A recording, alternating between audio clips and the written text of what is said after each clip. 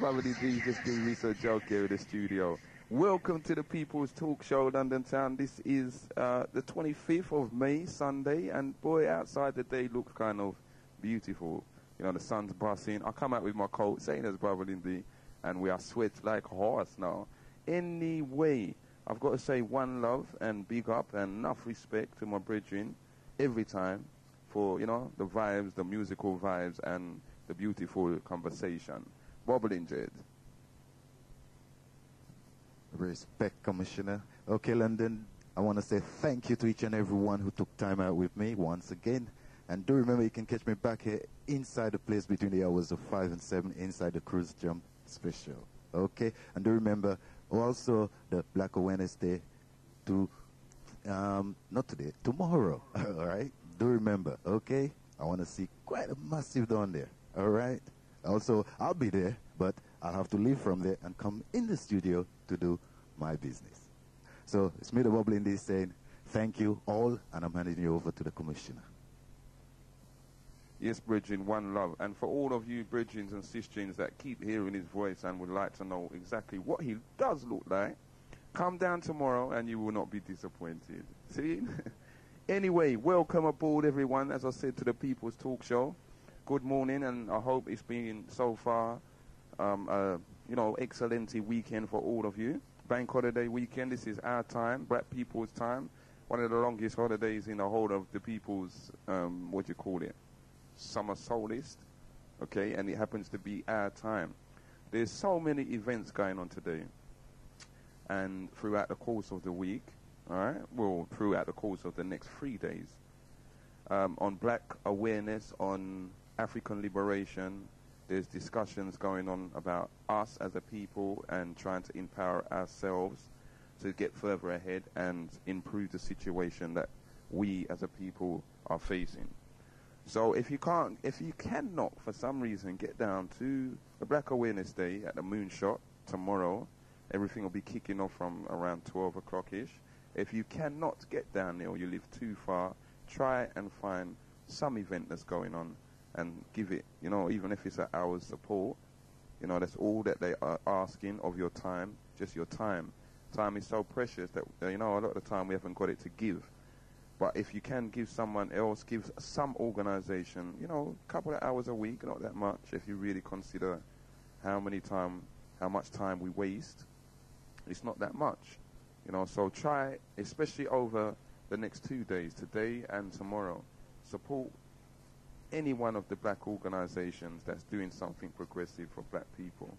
Anyway, we're going to go into some discussion today, London Town. Feedback I wanted to give you from last week's show. Remember, we were speaking, well, we spoke on a few topics, but it emerged that black-on-black violence, was, sorry, not black-on-black violence, I'm having two conversations here. Black and white relationships, mixed relationships. At the end of the day, that's what people wanted to talk about the most. After the phone went off last week, we got quite a few calls from the white sister in our community. Quite a few I got on my phone. And they were saying that they'd like to phone in and the show should be longer and blah, blah, blah. So I said to them, okay, next week we'll be there again, you know, and if you all do want to say what you missed last week, if there is something you would like to address about last week's show, then you know the number, 0958-504-906. Would someone like to give me a test as well? And, you know, let's see if the phone line's just, you know what I mean, ready and prepared for you all to phone in. Remember, London Town is the People's Talk Show. I mean, I can stand up here and I can talk for the next 3 hours. I'm sure you all would be bored, so give us a call. It's your show. It's your opportunity to say whatever you have to say. Okay, we're going to take this live link. Good morning, you're in tune to Genesis 91.6 FM. Morning, Adrian. Good morning, brethren. I heard you say something about white people phoning you. Yes. This is a black station, sir. Yes, for real. Right? Don't get me wrong, I don't want to upset nobody this morning, but this is a black power station because we cannot get on the white commercial station. So just let's keep it black, boss. I hear that, but Bridget, the only reason why I said it now is because, as I said, after last week's show, I got quite a few white cisgen phoning up that was with black partners and saying that, you know, they was trying to get through. No, let it keep, don't worry that. Let it keep on keeping the black stallion them. We don't want them on our station. This is a black power station, black people station. All right, Okay, brethren. Yeah. Keep it locked. Yes, we've got to say big thanks for that phone call there, brother. My brethren out there in the London town people. We got some long-time veterans, original, that's been fighting the cause from ever since they could walk. Okay, so enough respect to all of you out there, brethren and sistren. Now, today's agenda. And as I was saying, you know, I'm just throwing some ideas out. If there is anything that you would like to specifically speak of, then you know the number, 0958-504-906. I haven't even started the agenda yet. Okay. Oh, no, that call's gone. All right, this is the agenda for the day, London Town. Now, Jamaica, over the last week, the course of this week, have been debating whether they should bring back in the death penalty, because the violence over there is getting out of control. Now, again, this is one of the topics that we'll be covering on tomorrow's presentation, Black on Black Violence. Okay, we're going to take this call. Good morning, you're in tune to Genesis 91.6 FM. What's your name and from where are you calling, please? But first of all, Commissioner, Yes, sis. I wish you would stop referring to these white people as white sisters and white brethren. They are not our sisters, neither are they our brethren. It annoys me when you keep saying that, because they're not. Cisgen, let me explain where I'm coming from when I say brethren, okay? White cisgen and brethren. We're all a part of the same race. Wherever anyone wants to acknowledge it, we are all a part of one race. It's called a okay? Whether people want That's to... their opinion. Well, yeah, that is my opinion. Whether, you know, other people have their own opinion. But for my part, we are all a part of the human race. Now, I am not going to stand up here and tell no one that every white man is a devil, every white woman is a devil. Right? I'm not in it. I wasn't saying that. Okay. That's not what I'm saying. I'm just saying I wish you stop calling them sister and brethren, because they ain't. All right. After considering what they've done to us. Okay, what would you prefer I call them? Would you say white people?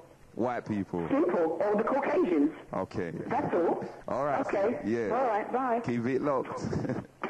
Yes, it sounds like you would have well boy, you're ready today, see? True, it's our weekend and ting. Okay, all right. Well, the Caucasian people then, I should say, all right? So that no one doesn't feel offended. Now, let me continue. As I said, Jamaica are considering bringing back the death penalty. Okay? Black on black violence. That's what they're talking about. All right? And they're saying that it's getting out of control. Let's take this call. Good morning. You're in tune to Genesis 91.6 FM. Who am I speaking to, please? I'm Valerie from Milford. Good morning, Sister Valerie. Good morning. I just wanted to echo what the brother and the sister said before. Yes. All right, you referring to these white women as our sister. No, they're not. Okay. Okay? They're not our sister. And like the brother said, it's a show for black people by black people. So let's keep it that way. Yeah, sis. Okay, all right. Because I'm sick of every time we have something, they have to be jumping in. Okay. You can't go into what they're doing.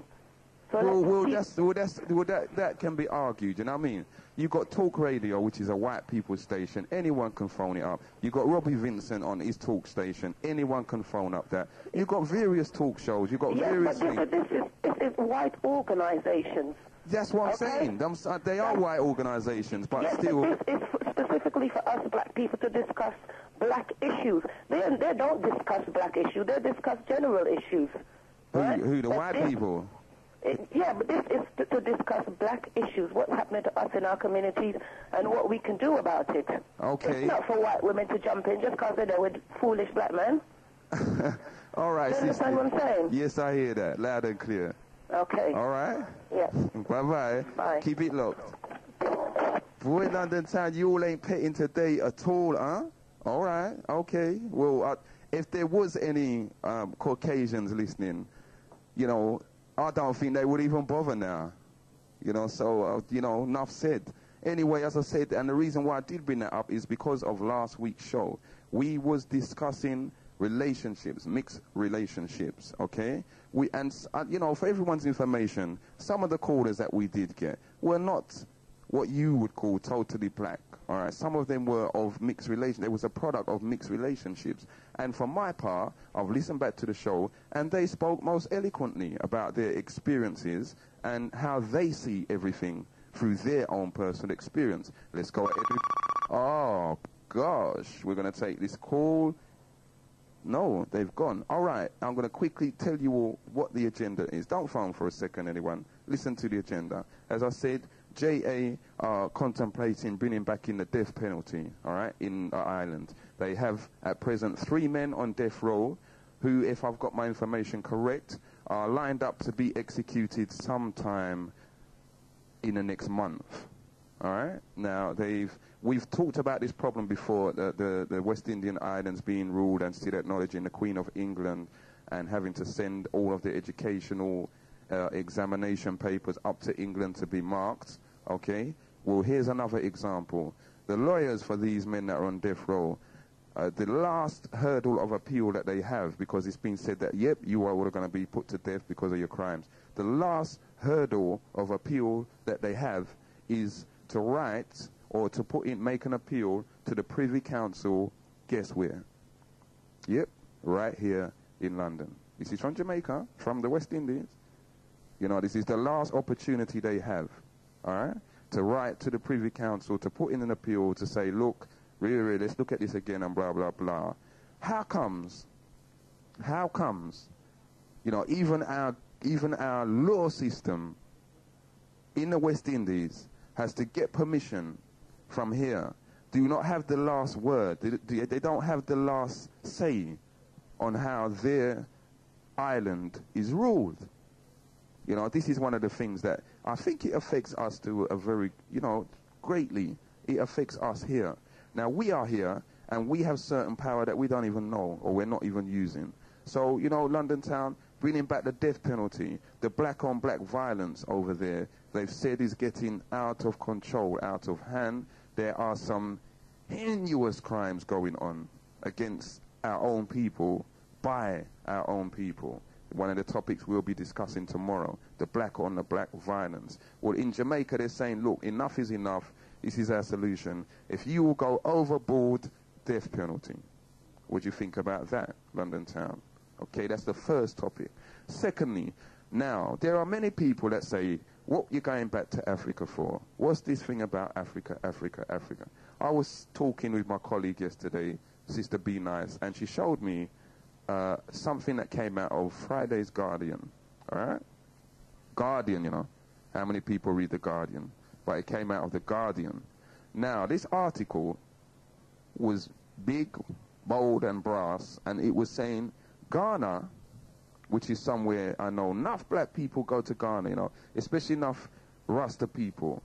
All right, they've gone to Ghana, they set up something in Ghana, or they've got some kind of link in Ghana.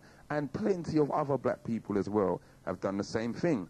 Ghana was one of the first places to invite us back in. Ghana was I think Ghana was one of the first places to actually gain their independence, you know, from the old colonial slave masters, all right? And Ghana was one of the first, as I said, to open its doors widely to all black people all over the world and say, yep, we recognize what happened, both. We're here, this is for you. Partly because a lot of slaves were actually exported from the coast of Ghana. Okay, so historically, Ghana and us go back a very, very, very, very, very long way. Hear the news now, and boy, Father is so righteous, you know, that here on this, you know, Black Awareness, African Liberation Time, all right, Ghana have just discovered huge, bombastically huge amounts of gold deposits in the country, in a region of the country, okay? Huge amounts. Now, the Guardian's article was actually bigging up Ghana, you know, bigging up Captain Rawlins. Remember Rawlins, the one that, you know, at one time He was supposed to be the villain of the world behind Gaddafi rulings. Everyone's bigging him up. This is in the Guardian, you know, it's not in the South London Press, it's not in the Voice, it's not in the Nation. Nothing at all in the Nation or the Voice about this. The Guardian talking about it. Ghana has just found huge deposits of gold in the country, a wealth of gold, and they've already calculated it. Now I'm talking about the West here, you know. These people have already calculated how much gold is there, how long it will last, and I think it's something like 238,000 ounces of gold will be produced every day for the next 20 years, just from one of these plots of where the gold's being found.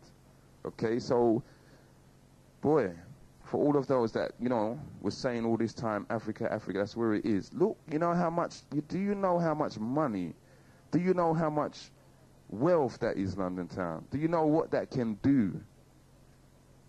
You know, now everyone, and it's of such an impact, as I said, that the Guardian have been running the story. In fact, they put together a spreadsheet of about maybe 5-6 pages, and every single page was on Ghana, some aspect of Ghana. All right, and the overall undertone of what it's saying is, boy, it's like a second gold rush. Then you all just, you know, now's the time to invest in Ghana. Get out there, book, book, book. That's the way the paper's putting it across. Okay, and how many of you read the Guardian? How many of us read the Guardian? You know, how comes our black media haven't picked up on this? How comes they're not telling us what's going down? Because now is such an idyllic time, or ideal time, for investment, for talking to the government of Ghana, us, black people here in Europe, you know, here particularly in England. If we had something organized properly, you know, if we was representing ourselves, we could go to Ghana right now and talk to them. Because as I said, from a longer time, Ghana's already recognized, you know, that our link with the motherland, and they've, over the years, they've made so many, they've opened so many doors, they've made it accessible, they've made changes, you know, specifically for us, even though we're not being told, you know, and people's not letting us know. How comes they're not letting us know? You know, what do you think of that? You know, the gold situation now in Ghana for the next X amount of years, their wealth, you know, they're saying now, yep, Ghana's stable, everything's been stabilized, beautiful. Okay, London Town. Now, the last thing I wanted to speak about, and as I said, if you've got anything you want to put in, you know, give us a call. But I've got something else on the agenda. Channel 4 showed a documentary the other night on this bridging, Rasta bridging, that went to Shashamane. Now, I never personally saw the documentary, but the reports that I got back from people that are of that persuasion, from people who love Africa, etc., not people that are saying, nah, we're not going back and that, from people that love the motherland and want to go back. The reports I got back from that show is that Shashamane was abysmal.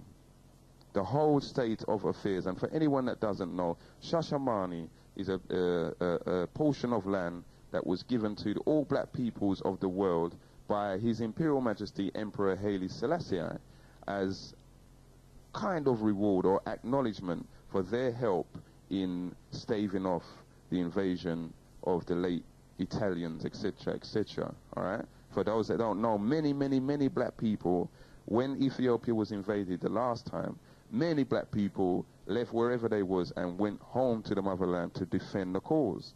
So the king now acknowledged this and put this land aside for black people of the world. Now, what I've heard is that the representation on the television, when they actually showed, you know, what was going on there, is just poverty. Nothing's been developed. You know, these people have been on that land now over 30 years, and they still haven't, you know, built nothing concrete. You know, there's a community there, but does it take 30 years to build, you know, does it take 30 years to get our act together when we are already on the land? And what about you people here that do support, you know, that part of Africa in particular? How comes you're not supporting it in terms of financially? Or if you are, what's happened to the money? You know, if you're not, well then what do you expect? You know, but, you know, if you want to make any comments on that, you know the number, 0958 504 906. We're here in the house, and boy, London Town, I'm just waiting for your calls. Now, if you don't want to phone, which, you know, I think you do, but if you don't, we'll just keep going. You know, I've got various topics that I can talk about, and we'll just go from there and roll on and see what happens. Okay, we've got a live link call, and we're going to take this call. Good morning, you're in tune to Genesis 91.6 FM. What's your name and from where are you calling, please?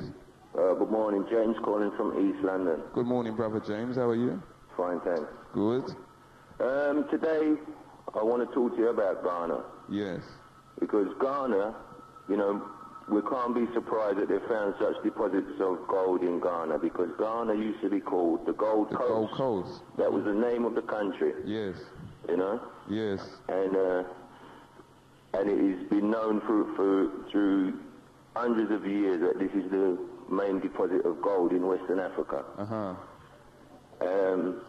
So that's just a thing we shouldn't be surprised about. That's all I want to say there. At the same time, though, Bridget, I think a lot of the European companies, all right, that was heavily involved, because, you know, like the Germans and that, they got heavy involvement in the mining industry in the whole of Africa. Yeah. But in Ghana in particular, they thought that they had exhausted all of the gold deposits there, because well, for the last 200, 300 years, they've just been mining it crazy. You know, so they was actually more shocked than us. And when I say they, I mean the big conglomerates, the multinationals that used to have everything under their control. They was even more shocked than us when it was reported that these huge gold deposits had been discovered. And the beautiful thing about it is, if my facts are correct, I think it's about 200 companies that have actually been given a license to mine it. 70 something are foreign, and 100 and odd are indigenous companies. So it's like, you know, we have a greater portion, or the Ghanaian government have a greater portion of control over their minerals and resources, which was something that we never had before. Yeah, but they've always had control, though. I mean, even to grant a license to any company, you know, it is the government that grants the license. That's the truth. That's the truth. You know, so the government regulate who is allowed to go and take a piece of that gold. Yes. And then they have to pay their taxes, obviously, to the government.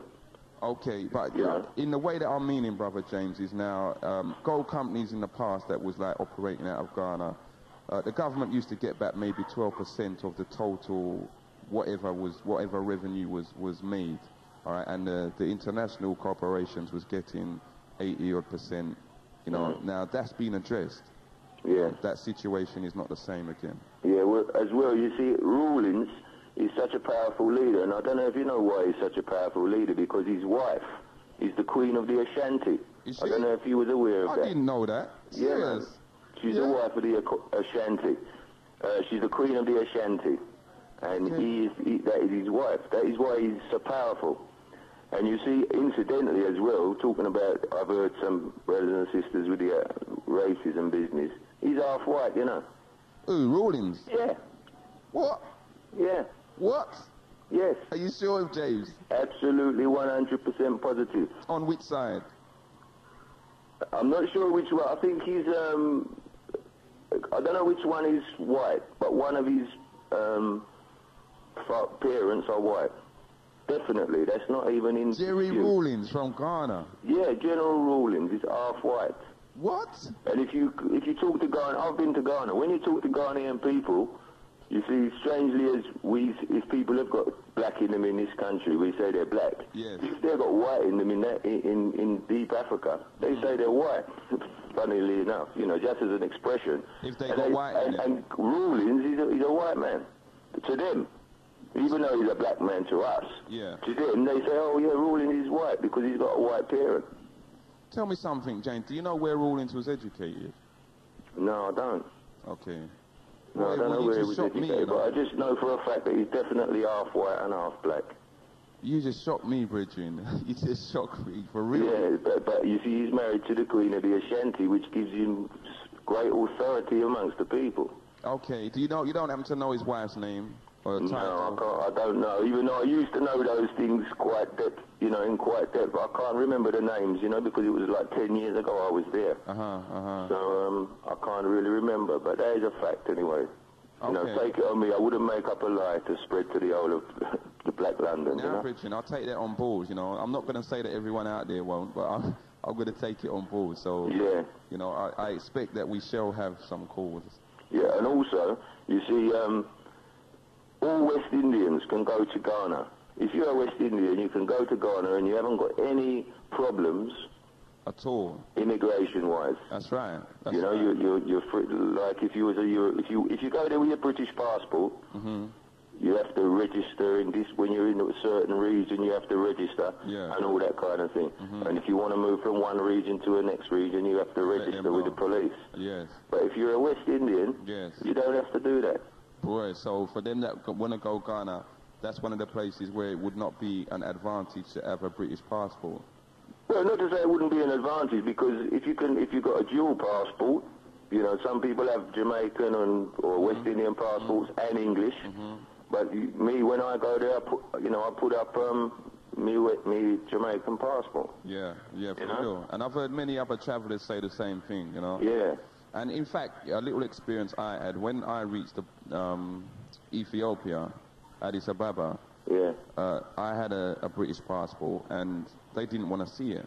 They said that this don't do nothing here. And, we here, we're so arrogant sometimes because we think, I've got the old British passport, can't go anywhere at all. But there are parts in Africa where they just do not respect that. No. Well, because of the legacy of British involvement in Africa, obviously. For real, Britain. People don't forget that easy. And talking about Shashamane, well, can I first say as well, with Rawlings being a member of the royal family. Yes. Because that's what he is. And also, Nelson Mandela is also a king, you know that? Nelson Mandela is also a king? A king of his people, yeah. What, of what king. Tribe? Of his tribe. I believe it's the Shona. Okay. I'm not sure, though. I'm not 100% sure if he's a Shona, but I believe he's a Shona and he is a king. As well as being the president of his country, he is a king. Right? Okay. He's royal. He's of royal blood. Well, that was news to me. I never knew that either. Yeah, well, these are the things, you see, and why I've brought this subject is because I believe in the Bible where it says, kings shall come out, princes shall come out of Egypt. Yes, and Ethiopia. And Ethiopia shall lift up her hands unto God. Now we are seeing that everything is in place. Our black kings are in place. Rawlings is a black monarch, even though he's through marriage. Yes.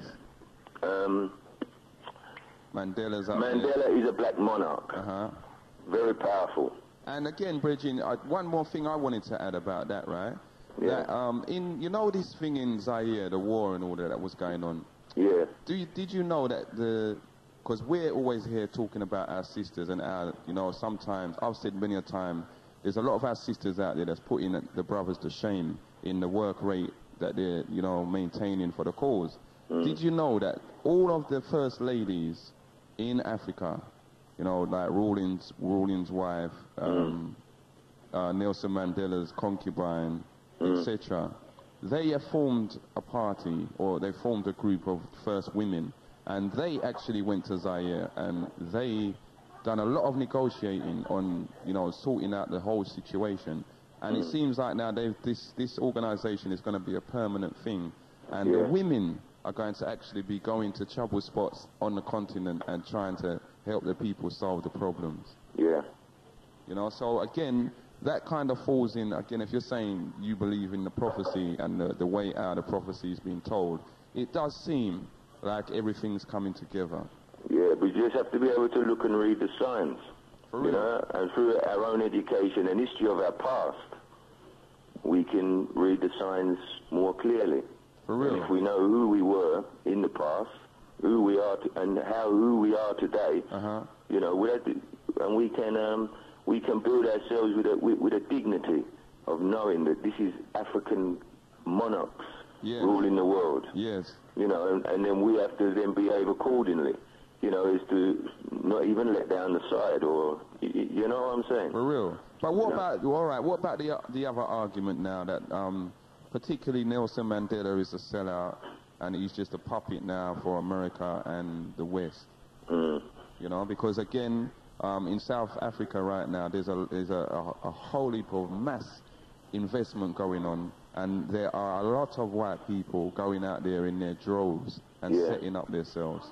The thing is that Nelson Mandela has inherited South Africa with its structures. Yeah. Okay. Would we expect him then to break down the structures which he has inherited? Well, I think the people of the land, they expected him to break it down. You know, they wanted immediately. You know, I went to Soweto. In Soweto, they're living in. Some of them are living in rubbish. Yeah. You know? So I think when he got in, the people, particularly the disadvantaged, wanted a change immediately. They wanted housing. They wanted. Yeah, but we know that isn't possible. To make an immediate change and to make immediate, you know, just what are you going to do? Do magic and just say, right, Bormeo, there's a town for you to live in. There's a city, bush. There's your houses. It can't work like that. Okay. It takes time. How long has Nelson Mandela been in power now? 6 years. Okay, and Soweto is still there. The shanties and the ghettos are still there. Now, even if you just deal with one ghetto a year, Bridget, you know, for the amount of investment, foreign investment that's coming into South Africa right now, you know, don't you think that within the last 6 years... He could have done more? Yeah. Well, probably, yeah. I would say yes. You know, but perhaps it's like our voices, like you say, that we can go and confront governments, we can go and talk to or we can send delegations to talk to these people. These are perhaps things that we need to talk that we need to do and address. And when those leaders hear that, you know, the words coming from the spread of African people over the world, perhaps that will force them to get their house in order. Yeah, but also there's this great thing which I spoke about last week, this Global 2000. Yes. And I wonder, you know, with the economic hold they have over Africa, specifically South Africa, and its place in the world as a trading nation, whether they've got it sewn up in a way that Mandela is tired as to what he can do, because Global 2000 is against black people, but the political structures and economic structures which are in place in the world, which have been in place and have been planned for so many years, I don't think just one man like Mandela can come and break down. Okay, and now I agree with that, but you know, at the end of the day, you got mans like this, the same Rawlings then, or what's the brother that just freed Zaire and changed his name to Republic of Congo? I know you. I can't think of it. I can't remember his name right now. Yeah, but I know what you mean. Yeah. You got people that are flying in the face of the millennium. You know, they're flying in the face of these people that want to rule the world, and they're saying, well, no, you're not having it all your own way. So you know, you got people like Gaddafi. You got people like the other one in that they bombed out the other day. Iraq. Hussein. Yeah. You know, there are other people in the world that know the same thing what we know. They know that this millennium thing's coming, that the people want a global village that they can control. But they're batting out against it. So how comes, you know, we've got Nelson Mandela now, right? Or no, South Africa has got to be one of the most powerful nations on the face of the earth right now. And it's a black nation. No matter what we've gone through, what's happened, whatever, it is a black nation. You know, now, if he's been in power for the last 6 years, okay, obviously there's things, especially within the economic structure, that he won't be able to change overnight. But let me give you an example. Labour's been in for not even 6 weeks, and they've changed so many things, you know, that it's unreal. You know, so, and that's just a political party. Yeah, but they've changed things on a balance, where things are balanced. It's easy to change something when there is a relative balance, but in South Africa there is such an imbalance between the poor black people and the more wealthy people, and the controllers of all the wealth. Hence the need to address that balance a lot quicker. Do you know what I mean, Bridget? Yeah. Because it's so out of proportion, the imbalance, that some drastic action is supposed to be taken to address the situation. Yeah. Even on peripheral scale, just on a, you know, just even if we say, all right, we'll build houses that can last for 6 months, but just to clear the ghettos and have time, you know, and have the space to build proper accommodation. You know, because the investment is coming in. Yeah. You know what I mean, James? Yes, I understand that, but, you know, I think as well, the people who are involved in all this investment, because of the structure of the world, like the people involved in this are basically Europeans, and also the Koreans, the Asian people. They're making massive, and That's Japanese, right. massive investments in Africa. That's right. Boy, I'm sure when you went there 10 years ago, you saw them out there. So imagine how far they've got now. Because when I was out there, the Asians was building hospitals, they was building schools, they was doing more than we was doing for ourselves. But they have the money, you see. And the world structure has kept Africa poor for its own purposes, as for raw materials, mineral wealth, etc. That's why. To create this society which we live in. But they've done that at the expense of keeping Africa poor. But that's why, Bridget, I am so elated personally about the discovery of the gold in Ghana, because I believe, and I'm sure you know, that Ghana's always been at the forefront of the African struggle, and I believe that it's just going to change the face of the continent. Yeah, well, I pray that is really the case. I really do, you know. But there is an Back to Africa movement growing in people's mind. I can feel it. Whoever you talk to, there is an African movement going on, and that is something which will not be able to be controlled, you know. I believe that. And looking at these places and looking at their achievements, we have to give them as much support as we can. For real, Bridget. Yes. Okay. Anyway, Brett, I'm going to sign off now. Thanks for the call, James. All right. You take care, all right? Yes. Keep it locked. Yeah, London town, you're hearing some, you know, continental talk there from the motherland. Brother James phoned in to let us have his opinion. What do you think about it? Do you think that a swing is a change in the air for the motherland? And will that change affect us, black people, here in this country? We're going to take this call. Good morning, you're in tune to Genesis 91.6 FM. Good morning, Commissioner. Good morning, sis. Hi. I just wanted to say 2 points from what James just said. Yes, Jerry Rawlings was mixed race. His mother was Ghanaian and his father was Scottish. Oh, hence the name Rawlings. Yeah. Okay. Rawlings. Yeah? Yes. And you wanted to know his wife's name? Yeah, sorry, B, where's his father now? Oh, that much, I can tell you. Okay. Is his mother still alive? I couldn't tell you that either. Okay. Okay, I'm just getting this information out of that, information out of the paper. Okay. And it was the Times and not the Guardian. Oh, sorry, it was the Times, people. Times. We've got Sister Be Nice on the phone, and she's the lady that actually brought the article to my attention. It's the Times. Okay. Yeah. Okay, and his wife's name was Nana Konandi, or something like that. We'll call her Nana for now. His wife's name is, so it's Queen Nana. Yeah. Okay. Okay. All right, sister, thanks for that information. Anything else you'd like to say about what we're discussing today? No, I'm just enjoying Australia. Okay. Thanks for that info, all right? Actually, I have got one thing to say. Yes. I think, you know, like some of the last callers were saying, you know, about white people, whether they should be brothers or sisters. I think... Whether I should keep calling them sistering and brethren, yeah. Yeah. But I think, you know, we should just forget about them and just concentrate on the work that we've got to do, you know?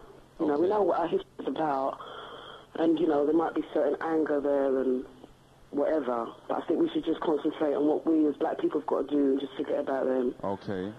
Okay? All right, sister, you take All care. Right. Take care, bye. Okay. Yes, London town, the general consensus seems to be so far, you know what I mean, just get on with our own business, Brother Ron. I know you'd love to hear that. We're going to take this call. Good afternoon, you're in tune to Genesis 91.6 FM. Baba's crying in the back there. Sorry. You know, I just want to make a comment. I never realised how many black people out there really didn't dislike white people. You sound like a white person. I am. Okay.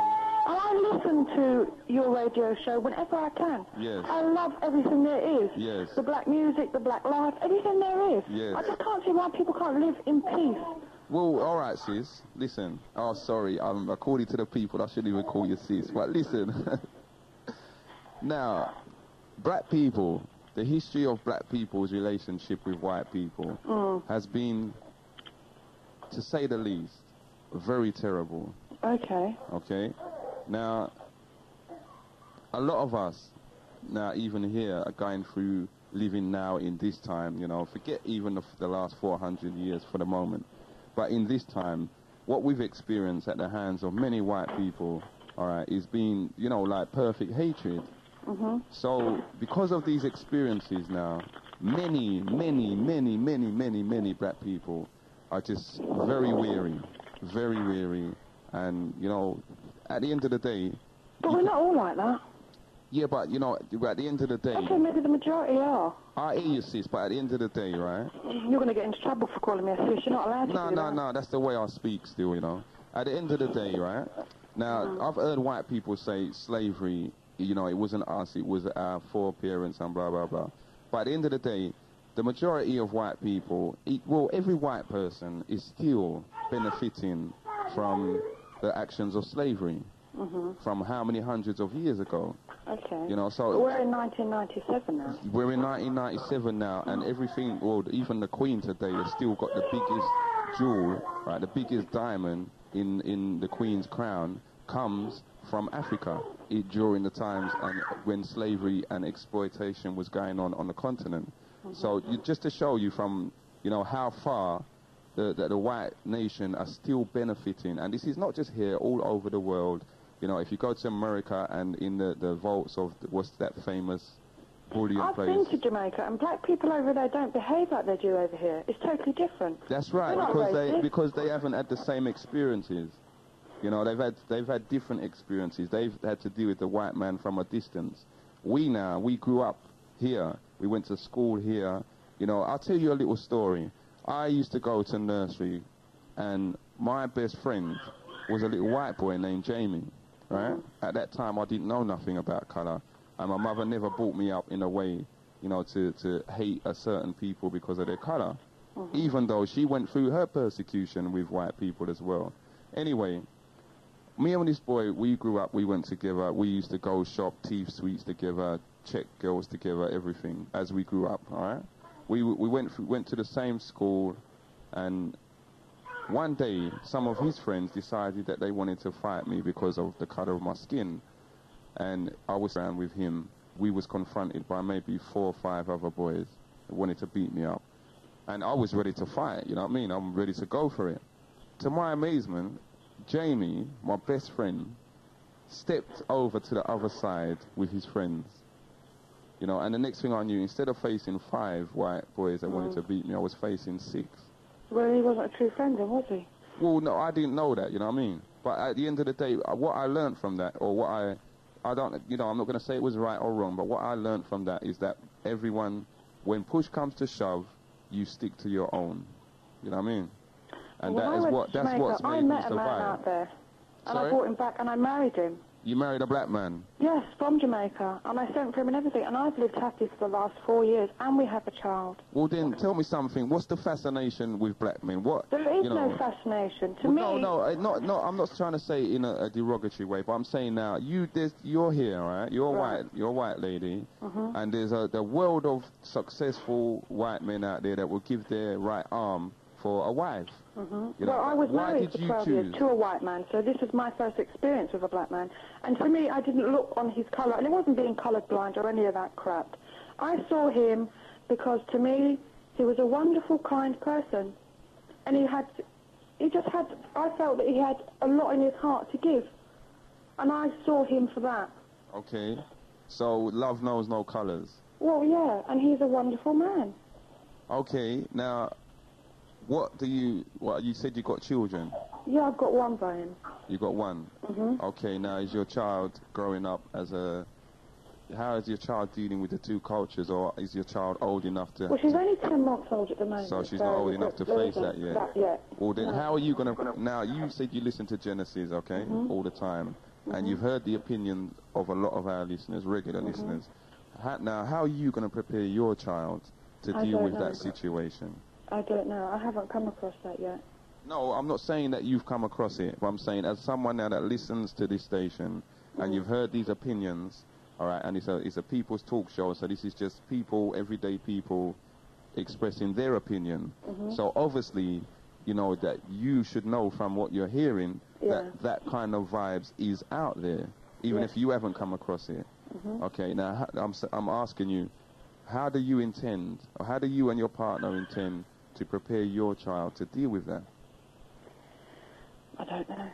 That's okay. I really don't know. So you will just cross that bridge when it comes? Well, I'll have to, won't I? I mean, it's horrible that this is the way the world is. It's a cruel, wicked world that we live in. Yeah, but sis, at the end of the day, I mean, look at what the white man has been responsible for. To me, right, you know? if you cut a black man or you cut a white man, they bleed the same. Everyone's the same. Sis, okay, but still, you know, look in the world, look in the history of the world. Yeah, but that's not our fault. We're being blamed for something. I mean, if I was probably in with the slavery days, I would have probably been hung for sticking up for the black man. You know, I don't know. I mean, it's just one of those things that's probably going to go out throughout history and on and on and on forever. It's something No. Sis, I think what you got to look at now, right? The first thing you have to acknowledge is, as I said to you, look in the world, okay?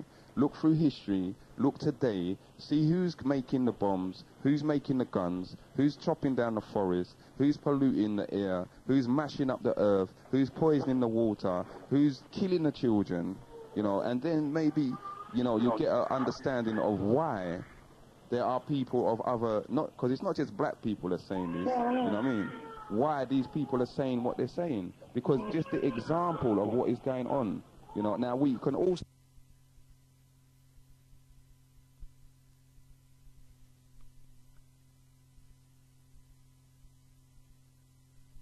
You know, so people now are starting to say, well, no, you know what I mean, we can't trust them, we can't deal with them, and we don't want nothing to do with them, because the example that they've shown us for the last 1,000, 2,000, how many thousand years is one of destruction. Alright. Okay, fair enough. What can I say? Well, you know what I'd like you to say? Once I put my baby to sleep, I'm going to phone back and finish it off. I can't say nothing, can I? Really? Come on, let's be honest. What can I say? No. See, I feel it. Believe me, I feel it. And probably there might be someone that's going to ring up and say, how can she feel it? How can she feel it? I feel it. Yeah, but sis, I'm not saying it to make you feel personally guilty, you know. But these are the facts. I know. So, okay, now you as a Caucasian, married to a black man, what do you suggest, all right, or what's the kind of future you want to see so that, you know, we can all live in peace?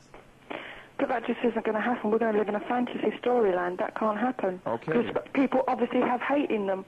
But it's probably I don't know if it's hate, you know, and which people, you know what I mean? Because a lot of black people, yes, they do have a certain hatred for white people because of their experiences. Not because of the color, not because you are who you are, but because of historically and up to this very day, you know, our men are the ones that's in the prisons the most. Our men and women are in the mental institutions the most. Our children are being excluded from the schools the most. So, you know, if we look at things realistically, you know, surely we can, you know, you can understand why a lot of people feel the way they do. Okay.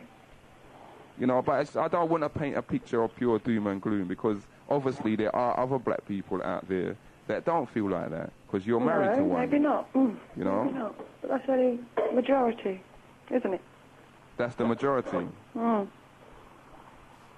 nothing else to say. I don't know what to say.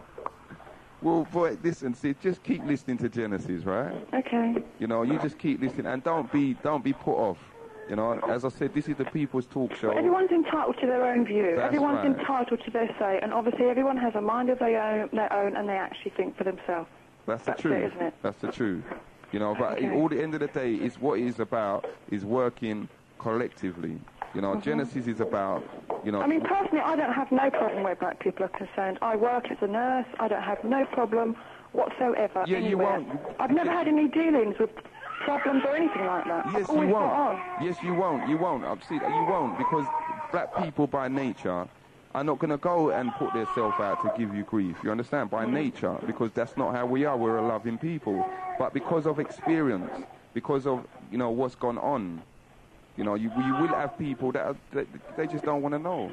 You know, so I think for all of the white people that are listening, okay, what they need to do is, first of all, you will need to talk to your own people, because they're the ones that's got the really sick views, you know, and they're the ones that want to dominate the world. They're the ones that need educating, you know. So for the white people that do know and do listen and are, you know, listening and part of the black community, all right, go back and talk to your people. Talk to, like, you know, your parents, your brothers, your sisters, whoever, you know, but try and show them that, boy, you know, the road that we're going down, there's not going to be no peace. We'll never be able to live together, you know. And well, even probably eventually, in I don't know, say 100,000 years, the race will be all one coffee colour anyway. That will never happen. That will never happen, sis. That's not happening. And then white people, then I don't know. That's not happening. You understand? I'll tell you just a little bit of information, all right? Why this? You've heard about this New World Order, or the people, you know, the global village and that. The white man is worried now because he's worked out genetically, you know, he is not producing at a rate quick enough, you know, to exist. You know, in a not too distant future, the white race as a white race in skin, okay, the world will be totally black, put it like that. Okay. You know, so this is what they're worried about, and this is why such a minority of people has created and caused so much havoc in the world today. Okay. But, well, it was nice talking to you. You as well, sister. What's your name? Jackie. Okay, Sister Jackie, you just take care and keep it locked, and just be strong. You got to be strong for your child at the end of the day, okay? Well, yeah. Yeah? Okay, honey, thanks. All right, bye-bye. Bye.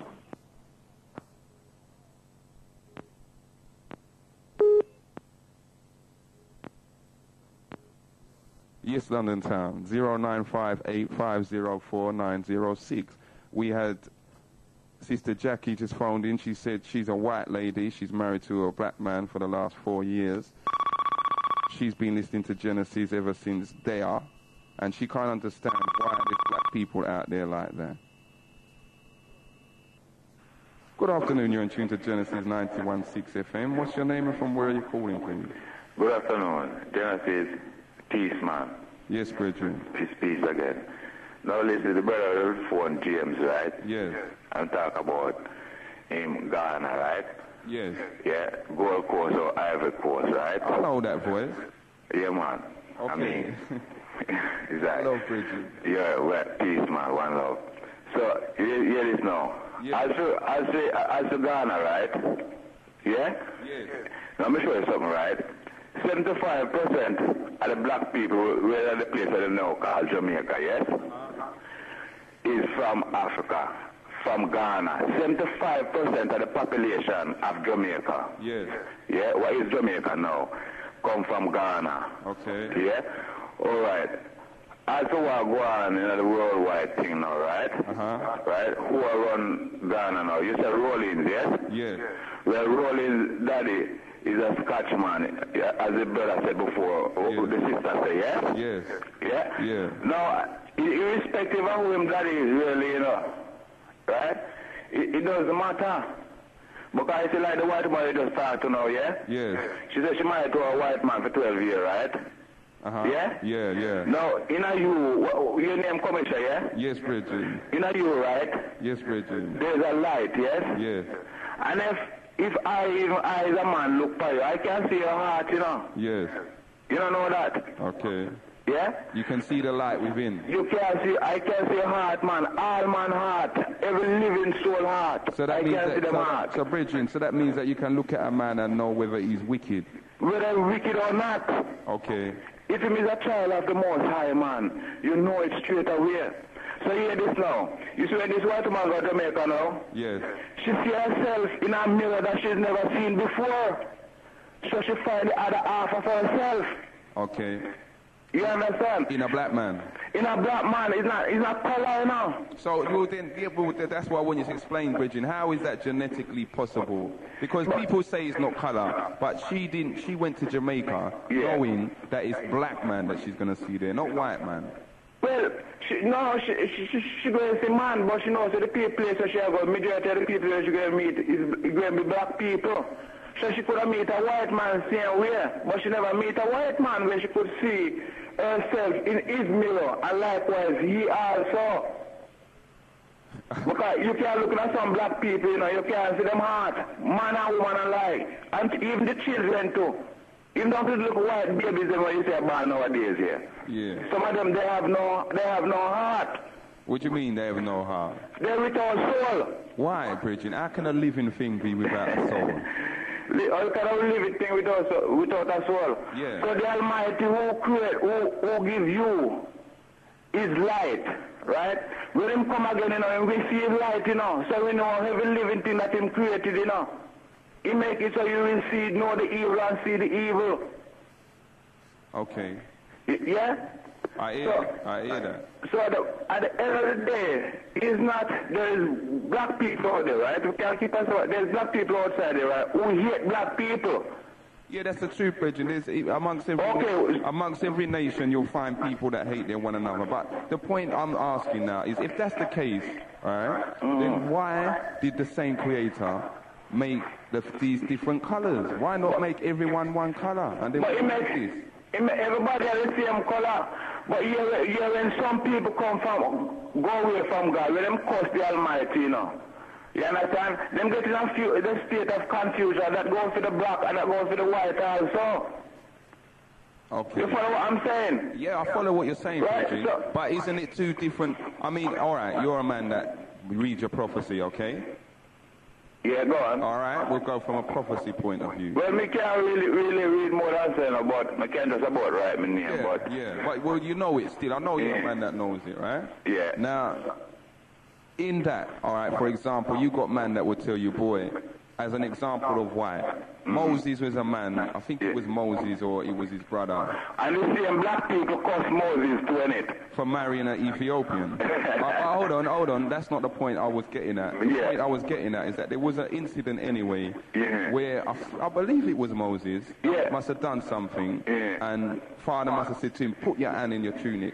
And when he put his hand in, and he drew it out again, his hand was white. And then Father said, put it back. And when he put it back, it returned back to its blackness.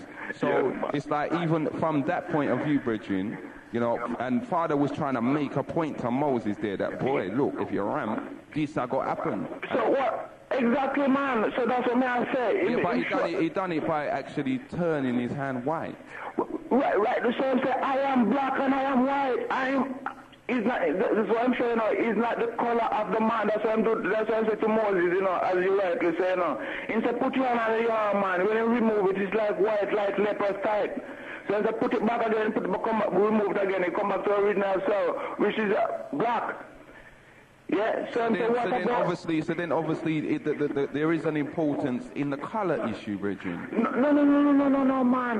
The important is what happened when the man when Cain looked before the Almighty and cursed the Almighty, man. You see? So if we look, when we look in Palestine, we have to look upon it, say, listen, man, I am both all these things. Yeah, but Bridget, hold on. As I said to the sister just now, right? If you're looking at history of the world, if you're looking at history of the nations, okay, the white man is responsible for the most atrocities ever committed amongst the human race, ever. Blood, my brother, let me listen to commercial, let me listen to you. Listen to me for a minute, right? Yes. Now, you see, listen, how can a strong man, how can then a one enter into a strong man house, right? It first matter of bound the strong man first, you know, before them can enter into him house and defile the house. So hear this now. At the same black man, you see black man with certain man where I see, you know. You see certain white man, you say, what kind of white man there? Because all you see in skin, that's what I say, don't look for him light.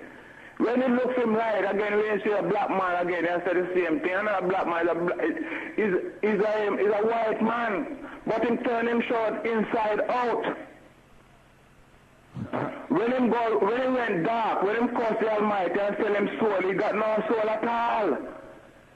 So you're saying, what it sounds like what you're saying is that the white man has no soul. No, and the black man too. Some of the white man have no soul, Yeah, but if and some of the black man have no soul also. Yeah, but if the black man had no soul, why would he be black? Alright, because the blackness is inside and the blackness is outside work hand in hand together. You understand what I'm saying? I hear what you're saying, Bridging, but at the end of the day, hear me now. I still want you to address that particular point, right? If we look in world history today, the greatest atrocities ever committed being by the white race. Yeah, but listen now, the black man is on our hand in our 2 man as I try to tell. Don't make nobody fool you. Yeah, Bridging, we know said that there was Uncle Tom's and there was enough black men that sold out. Yes, I know that. But nevertheless, okay, I'm talking on a grand scale now, Bridget. I'm talking on the same scale. Okay, you got the First World War, the Second World War, all right? Yeah. Now, what they call World War. Yeah. Now, that didn't involve the black world, you know? Well, yeah, man, it involves the black world, you know, because, you see, I'm more than one world war. I got 2 different kind of war, you know. Yeah, before that, you had Boer War, Crimean War, whole heap of wars, see? But most of these wars that we learnt about them was the European wars, right? And just the European invasion of Africa. Now, hold on, Bridging. The African nation, all right, has given to the world civilization, maps, star reading, mathematics, sciences, arts, everything, you name it, all right? At no time did they decide to get up out of the continent, come to Russia, come to America, come to Europe, and put the people in bondage and just run things, right? When they had the capability to do it. Now, these people came about maybe, you know, quite a bit of a way after us in their development. And as soon as they developed the technology to do it, what have they done? They've gone into Africa, they've murdered millions of our people, they put hundreds of millions of our people into slavery, they split us up into fractions that right now, you come from Jamaica, I come from Barbados, the next man come from where, and even to this day, they're still killing our children, mashing up our adults, and just giving them dead-end situations, Bridget. Believe me, let me tell you something, man. Let me tell you something, right? You see, a lot of people are phone and listen. White people listen, black people. You see me is a black man right now. See? But me not deal with black love. Me not deal with humanity. Okay. I'm not deal with nobody and I call it basic. Okay? If black people look at me and call me black bastard and tell me say devil in me. And say me a devil. You understand? That's black, not white people, you know. Black people. Yes. Right? So let me show you something. Don't be fooled, man. Not all of these white people, right, is wicked. Right? Not all black people, but believe me, man, even amongst the one, yes, is wolf in sheep clothing. Whether you want to believe or not, but me I say don't believe because I that's the truth. That is the truth, Bridget. And hear this now. As for the issue that you see now, and them say, white people do this, white people. Stop for a minute, man. Stop for a minute, man. Say to yourself, my God, my people, how have they suffered so much? How have they suffered so much? What is the reason for our suffering? I know what the reason for that. Hold on. And then you know what? Then you know what the answer will be. Think, my son, my friend. Think. It was one of your own elders in the temple and the synagogue that betrayed your own, which Herod, who is a Caucasian, said this man is an innocent man. But the black elders in the temple and the synagogue said, crucify him, man. Crucify him, man. That's how the evil who was coming down from the lineage of Cain, who caused the Almighty, and he said, we'll set this mark upon him. That's the reason why I tell Moses to put your hand underneath your arm, man, and take it out, and when he take it out, he look and he go wide. You understand? He said, obey my word. And these things will never happen to you. My friend. Yeah, but Bridging, I think there's one point you're missing there, right? I don't miss no. Hold on. Everything you said was correct, but there's one point. All things that I said is correct. Yes, that's what I said, but there's one point you missed, Bridging. The point that when Father said to them now, if you disobey me, he said that I'm going to deliver you up to a barbarous nation, a nation of heathens, a nation that don't worship me, don't acknowledge me, and they're going to do all manner of evil to you. Exactly. Well then, what nation was he talking about? Right. You remember the part I gave you back and said Moses put him on and this, huh? That's where Cain cursed him and set up a mark for them. He said, don't kill him because that's what I'm saying, don't kill him. You understand? Right? This was exactly the same man, you know. Right? So these people, you know, not because he said, no, none of them, not. Yeah, Bridging, that's him say he that cursed me, you know, after I give you living soul. Yes. I know you not. Yeah, Bridging, if you see it don't matter if he's Bridging. White, it don't matter if he's black or white, you know. Bridging, enough people keep telling me it don't matter whether you're black or white. But what listen, hold on. I'm a black man, okay? Yeah. And I'm proud that I'm a black man. Now, Yeah. I don't want no one to tell me that it doesn't matter that I'm a black man because it has a great significance to me. A great significance in my life and a great significance in the history of the world. Me being a black man, so it does matter. Respect it, what I'm saying. A man said, you're going to go to Almighty. And say, Almighty, it's all those white people, so I kill off all those white people, so now. You are going to say, you know, why did you kill those white people? You are going to say, well, because their people kill my people. You know, going to say, no. No one's talking about killing a white man, or we would have done it already. No. That's why I use the word as an example. You understand? So, what may I try to do now? I'm saying peace to all the nations of the earth, man. But, brethren, the black nation has been saying that ever since their existence. Right. But yeah, that's what I'm saying. That's what I'm saying again. What I'm trying to say, you know, he said these white people who do all these atrocities, right? He said, well, I know them all. I know who they are. But don't be fooled because these same people is amongst your own people too. Black people like the same. They are likewise like them. But you don't know that. That's what I'm saying. In my field. Don't tell me I don't know that. Of course I know that. No. When I say don't know that, you know, I don't mean in a literal sense. Okay. Because I know you know the thing. Okay. Otherwise I couldn't be talking to you. Yes. Yeah? Yes. So what I'm saying, he said don't be fooled by them because some of these black ones in your midst is like them, likewise. You understand? But I said, leave them for a while, man, so you may know them. They will have to go together. Okay. Because you see, they will do the same thing. I talk about him more, you know. I talk about the black one now. Yes. Who every day he might call upon Lord, and God. Yes? Him say, leave them there. Make them go up until the day of harvest, man. And I will show you who they are. Because the children will do likewise as their parents. Not all. Yes. And so by their fruit you will know them. That's the truth. Aye. You see? So that's why if you say now you come to that point by your fruit you will know them. See what I mean? Now that's what I was just saying to the sister that phoned, alright? Yeah. That by their fruit we know them.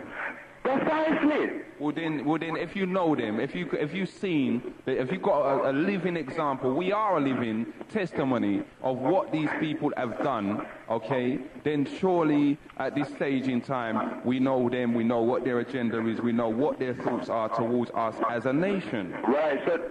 So therefore, what I'm saying to you, then you got to be careful because these same people are so right, black and white alike. You understand? The same black one here said talk and I said this, so you phone and I said, yes man, get rid of these white people and things like that. Yeah? Now you have to be careful now. These same people and them same said people to do what them did. You understand? So we're not losing the fact or missing the fact that these certain things don't happen, you know. But it's up, man, black people hand is giant and giant. From the clergy to your MP to some prime minister in Africa right now, to some black people in this country right at this minute as I speak. Yes. Because when we talk, anything you hear me chat on the phone so again, I look a while down the road, you hear me say the same thing. That's right. And the cross I've heard it, Bridget. and the judgment is no. So the judgment and us is for one set of people who do wickedly. You see the other set of people too who do this jointly, do the wickedly, or why stand aside and do the same thing, say, oh, these white people, this and these white people, that. You see, the one them that do who do the thing, you know. But Bridget, it seems like, you know, there's people out there that choose to ignore what's really the reality. The reality. Now, this is the reality. Yeah. Our children are suffering in the education system here. Yeah. Our people are locked down. Our men and women are locked down in the prisons of Queen. What's her name? See?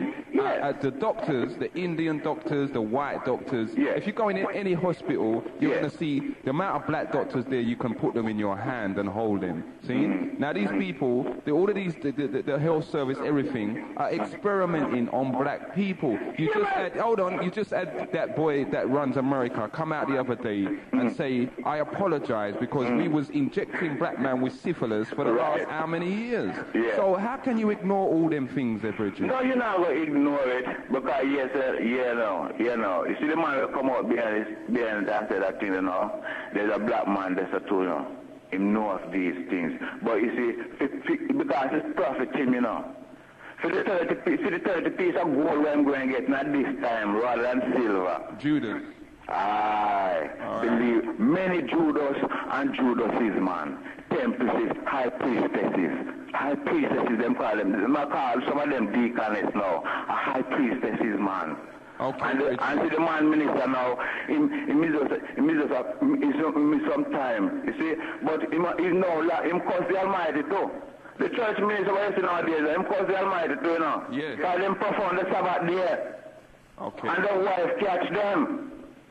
Okay, all right, Bridget, you know, I want some more people to phone, see? All right, man. Give thanks for that reasoning. I'm say right, man. Yeah. The Almighty know all, man. He know the black one, he know the white one, man. Because the black cow give what? Now black milk, you know, white milk. Yes. And the white cow give what? Tell me. White milk. And the brown cow give what? Tell me. White milk. And the black and white cow give what? Not black and white milk, you know. What? White milk, man. Okay. White milk, man. All right, Bridget. One more. Peace, man. From Jah. Yeah, London town, boy, you got another point of view there from my Bridget out there in the London region. Another hardcore soldier licking it up. Now, you know what I'd like to suggest to many of our black people, and even of you white people, if you'd like to, take a trip to Ghana, go and look at the slave caves. Go and look at the caves where the slaves was kept. If you can't get that far, go down to Liverpool and look at the Slave Museum and put on some of them shackles and see what it was like. Good afternoon. You're in tune to Genesis 91.6 FM. What's your name and from where you're calling, please? Commissioner is Ron again. Yes, Bridget. Listen, I feel very strong, you know, because you have a white woman call in and say, but sister, our election Sunday, right, it's a black people. She married a black man, right? Why he don't phone in? Why she got a phone? She could listen to our topics. We don't want to know, and they have this negative thing to come out. Oh, it's not me, and, you know, I'm not like that. I love black people. Which white man love a black man? None. But I tell you, I grew up here. So, Ron, let me ask you a question. Yeah. What about... You shouldn't give out no lecture. Let you listen. Okay. And you tell us to phone back. Okay. When the baby's sleeping. Okay. If she phone back, I switch you off. Bridget, let me ask you a question. On Sunday when I come, when I home, I listen to education lecturing from Genesis and people phoning, our black people phoning. I don't want to hear no Caucasian phoning and tell me about their problem. They're not like that, and we're not like this, and the wall is this. I know it's the wall. We feel the pain. My brother and sister feeling the pain. I feeling the pain slowly, just like my mother, my father, and all my brothers and sisters in the world. I don't want to hear topics that she went to Jamaica and married a black man sent him. It's no problem of mine. Okay, I hear that, brother. And the punk why you don't phone in. I hear that, Bridget. Phone, not she. But Bridget, hold on. When she put the baby to sleep, phone back. I don't want to hear her topics. Your topics is to my people, and my people phone in and hear your response. Like this last brother here. Right? I enjoy what he's saying. But don't worry, she ain't phoning. This is a black power station, man. Keep it black. Right? I don't want to hear what she, with this negative thing that, oh, we not like you. It's just like you mentioned with Robbie Vincent, right? You take a survey like Robbie Vincent through the week. You have one black person phoning, and then say, oh, we're not racial. I do a survey on all of them already. That's the truth. I do a survey on Brother Ron. Radio 5, all of them stop there talking about, we have black people phoning, we're not racialist, we're not this, and they have one. You take a survey of them all week. So don't let you phone in, man. Let my brother and sister phone in, because this is the only station we could speak about. Okay. Can I say something now? Do like what O.J. Biggie do once a few weeks ago on this program. This is a black power station, black people phoning, and just cut them off. Bridging, can I say something now? Yes, boss. Okay, I'm going to ask you a question. Now, you see, when I went to school, right? I heard that part. No, hold on. I went to West Greenwich Boys School, right? Up the road in Greenwich, okay? And the class I was in, there was 32 of us in that class, all right? 95%, 98% of that class was black, okay? Now, there was one Turkish boy, one white boy. His daddy was what he used to call a totter, you know, them rag and bow, man? Yeah. 17 brothers and sisters, see? Now, these boys, all right, the Turkish boy used to wear Cecil G, everything. He used to go to the most dance. He in fact used to get beat up by his family because he wanted to be black. He just loved black. The white boy was the same thing. You understand me, Bridget? Now, there's many white women out there as well that they have gone through hell and back with their own people because they choose to be with a black or associate with black. Now, they've been going through this for years, maybe 15, 20 years, some of them. Have got their family just refused to even, if they see them on the street, they walk past them. Now, I'm just asking you, okay? You've told me how strong you feel and that it's a black station and that it's for us, which I agree with entirely and totally. But I'm asking you now, them people there that even reject their own race to be with the black race, that identify, that there must be something in them that make them be like that, that even the love of their own people, see, is not given to them. What about them people? Could you get a collection of them people? You don't even have a handful of them, as far as I'm concerned. Because until you're funny enough. Hold on, you go so far. I have a Scotch friend, right? Just like how you define us just out to me, but this and that, he's just like that. But whenever we finish, I am black, he is white. Yes. As simple as that. Because so what you're saying now, he could go and will accept the segment of his skin, and places I could go, the same place I can go, and they say no blacks, please. So then you would be of the opinion that at the end of the day, Bridget, what you'd say to your friend that you got like that, at the end of the day, you got your people and I've got mine. You just said it. Even though his people have rejected him totally because of his love for your people. Listen, don't bring this love, because there's no love for him. He might pretend that he's love. He's just like the police force, just like you see what's going on nowadays. Nah, bro, I'm not talking about them type of man. I know white man that's got a bigger reggae selection than black man, that know reggae history, that followed black culture for the last 30 years like they was black. I know them kind of people, Bridging. I know what them about too. them kind of people? I know them too. They're out there. I know them. I have a friend too. Okay, what I'm saying now, okay, well, you know, we don't want to... Hold on. We don't want to make them, like, you know, take over the show. Let's define this word friend and acquaintance, you know. Sorry? Let's define this word friend and acquaintance. Yeah, I think we better. You see? Tell me now, when you say friend, does he come to your house? Do you invite him to eat at your yard and whatever? Yeah. Okay, well then he's a close friend of yours. Yeah. Okay, and he's a white man. Well, he never come at my house. Huh? He's a friend on the street. He doesn't come in your house? No. Okay. He's a friend on the street, on the level. Working level, not associate. So what you're saying now is that even though he's like a friend, but you keep him at a certain... Yeah, because we have a boundary that we must keep. You sleep on the other side, I stay, but we could meet up. as far as I'm concerned. I hear that. You understand? Yeah, Bridget. I hear that. You know, and I think you know what I'm talking about. Yeah, I feel so as well. It just clicked, you know what I mean? Yeah. But still, you know, Brother Ron, at the end of the day, you know, and I'm hope that the whole of London town hear this. See? This is me, this is Commissioner now. Now, I grew up in this place. All right?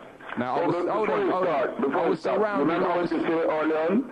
That your white friend, and then when the story started, you just chip over to the other side? Yeah. Right. So, from then, your eyes should be open. But this word... No, it won't. No, it won't. Because even later on in life, I met white man, I was walking street with white man, that when National Front come to do me something, them white man, I didn't even have to raise my hand because they dealt with it. And when I say they dealt with it, with fist and foot and blood and all them thing there. You understand? And one of the things that amazed me is to see a white man defending me against his own. I see that. I know what you're saying, brethren. But that don't feel the pain is still there in certain things. I'm not saying, Bridget, I'm not saying that the pain ain't there, but look at what them people are prepared to do. You understand me, Bridget? Look at what they're prepared to do. So, I know that. I have people like that. I have white people associated like that. I wouldn't say friend, acquaintance like that. Yeah, well then, for that reason, me personally, I'm not dissing all white people. I never say that. You know what I mean? Can't do that, Bridget, because you know we have to be right now. We have to be right now, Bridget. Right now, we have to be realistic.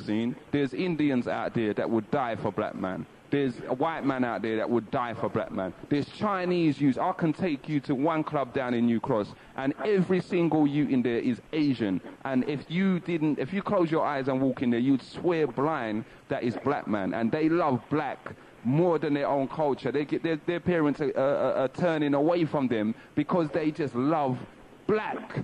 You understand me, Bridget? And that is the power of black. We have been here, right? Even on the telly, if you listen to the news at 10, right, when my boy or whoever scores a goal, you'll hear the TV presenter saying, what a wicked goal, and that is how powerful we are as a spirit, as a nation of people. And it just seeps through. Now, there are going to be people in other nations that can receive that power that we're coming with, brethren, and it's going to make them totally alien to their own race because they just love black. They live and they die black. And boy, for me personally to say I would disregard them people there, it's a very, very, very hard thing because we've said it time and time. You've even said it to me. You know a man by our works. Now, if I see a white man that's prepared to lay down his life for another nation, for another race of people, you understand me, Bridget? What can I call that other than love? Well,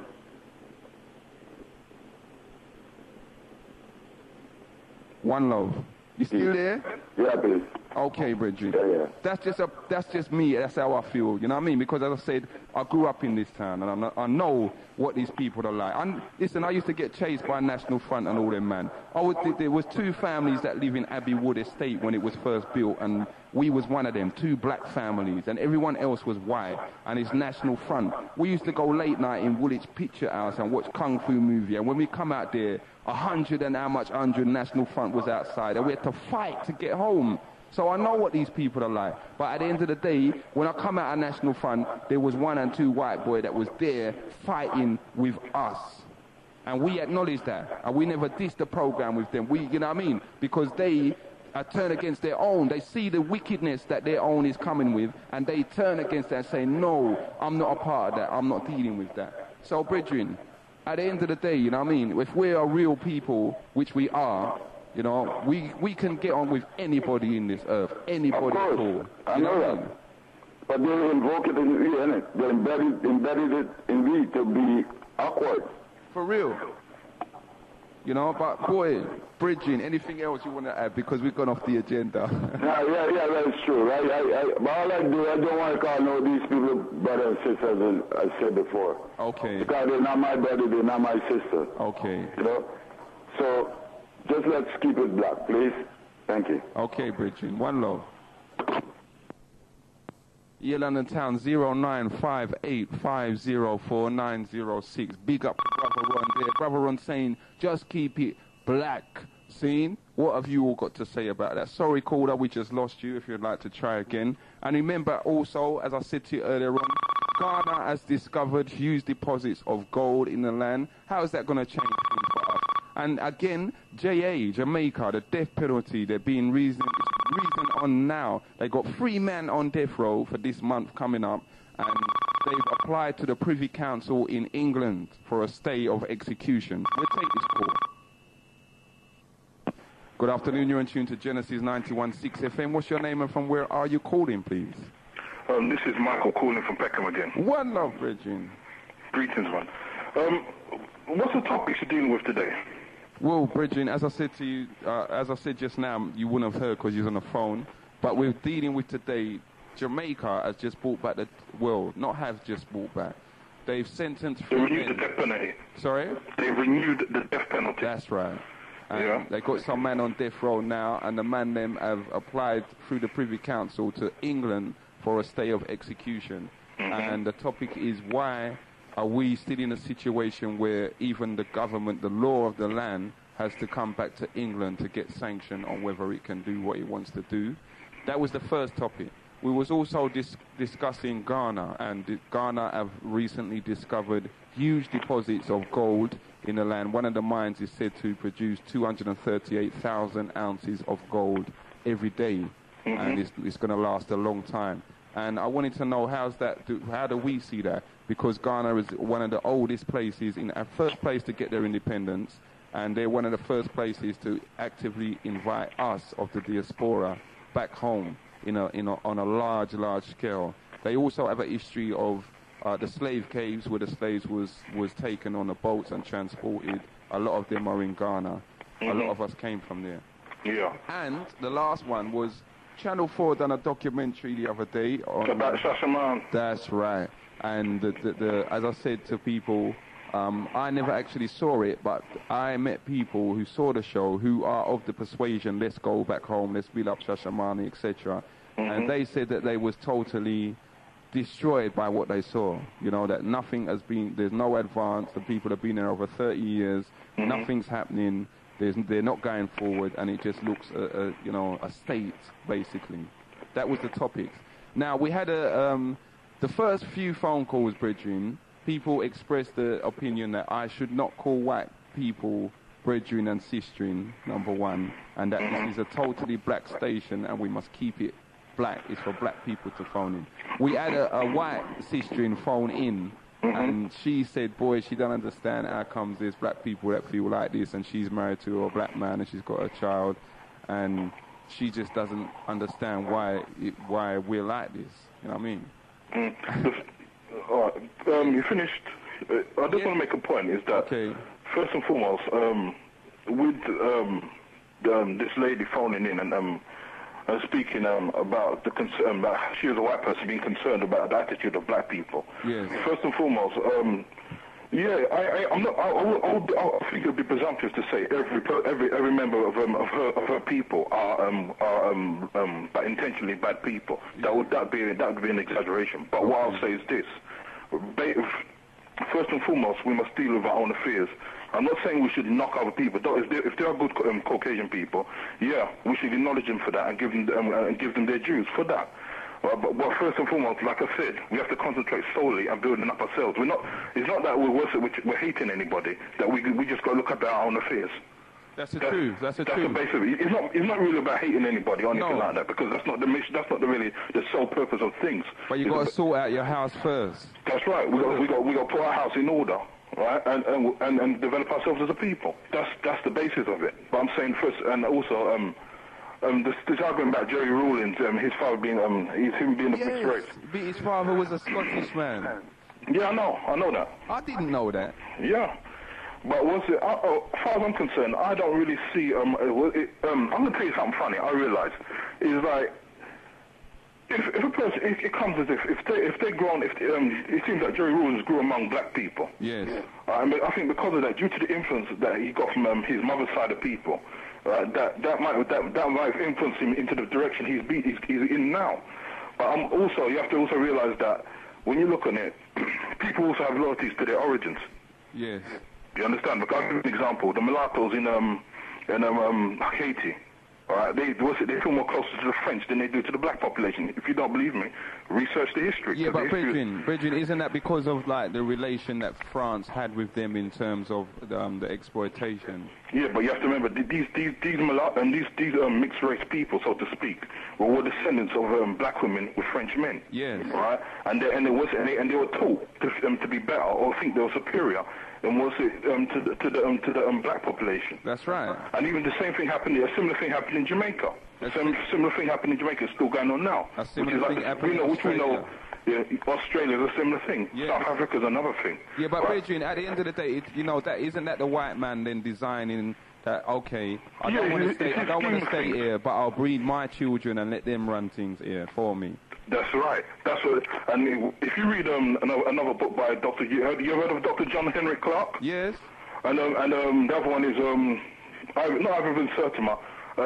Dr. Leonard Jeffries. Okay. They did a book. I can't remember the title of the book. And even in that, they emphasized that when there was uprisings among black people, yes. it goes that I'm not don't get me wrong. I'm not saying all mixed race people are like this. Right? But they're saying that there was a lot, the majority of them on the side with their white fathers. You understand? That's what I'm saying. Sometimes people are more loyal to their origins than you think. Yeah. You understand? And that's really determined. And I did that. I heard one my phone up earlier on saying that race is not really quite an issue. You have to sit down and check. He's quoting from the book of how when Moses put his hand in his breast. Yes. Now, if you read further on, he goes, I put leprosy in the house of Canaan. That's right. You understand? And the leprosy caused them to what? What was the result of the leprosy? Leprosy? Yes. Pale skin. Okay. I'm talking about from what I've read in the Bible. The biblical, if you read the book of Leviticus, yes. It tells you in the biblical description, it says pale skin and yellow hair. And the hair turns straight as well. The hair turns straight and yellow. Yes. Yeah, and it talk about a whitening of the skin. Okay. It's in the book of Leviticus. I don't quite remember exactly which chapter it is, but it's in that book. And it was the other quote throughout, I think in Deuteronomy and other parts, where they mention this the curse of leprosy. That's right. That's right. Like I said, it's there. We'll find it. It's for the individual to find it for themselves and see for themselves. Okay, that's the truth, Mikey. So what do you think as well about, you see the Ghana's found a whole heap of gold, right? Well, I said, sorry, there was an article in the Times newspaper that Ghana's found a whole heap of gold, and the Times was actually inviting, and I might add, Caucasians to go back to Ghana, and because there's a whole heap of investment going on out there, and things are looking very bright for the next how many hundreds of years. Yeah, but I'm saying it, first and foremost, it should benefit those who are indigenous to the land and those who are descended from the indigenous population. That's how I think it should first benefit, and then everybody else after, because for too long everybody else has been coming to Africa and exploiting the land at the expense of black people. And when I'm looking on that, I'm saying that really and truly, first priority should be given to the indigenous people of Ghana, and then to other people, and there was the descendants of the African descendants like ourselves, and then to others afterwards, because if you realize that everybody puts their own first. That's right. Whether it's economics, educational, food, whatever. Yeah, everybody puts their own first.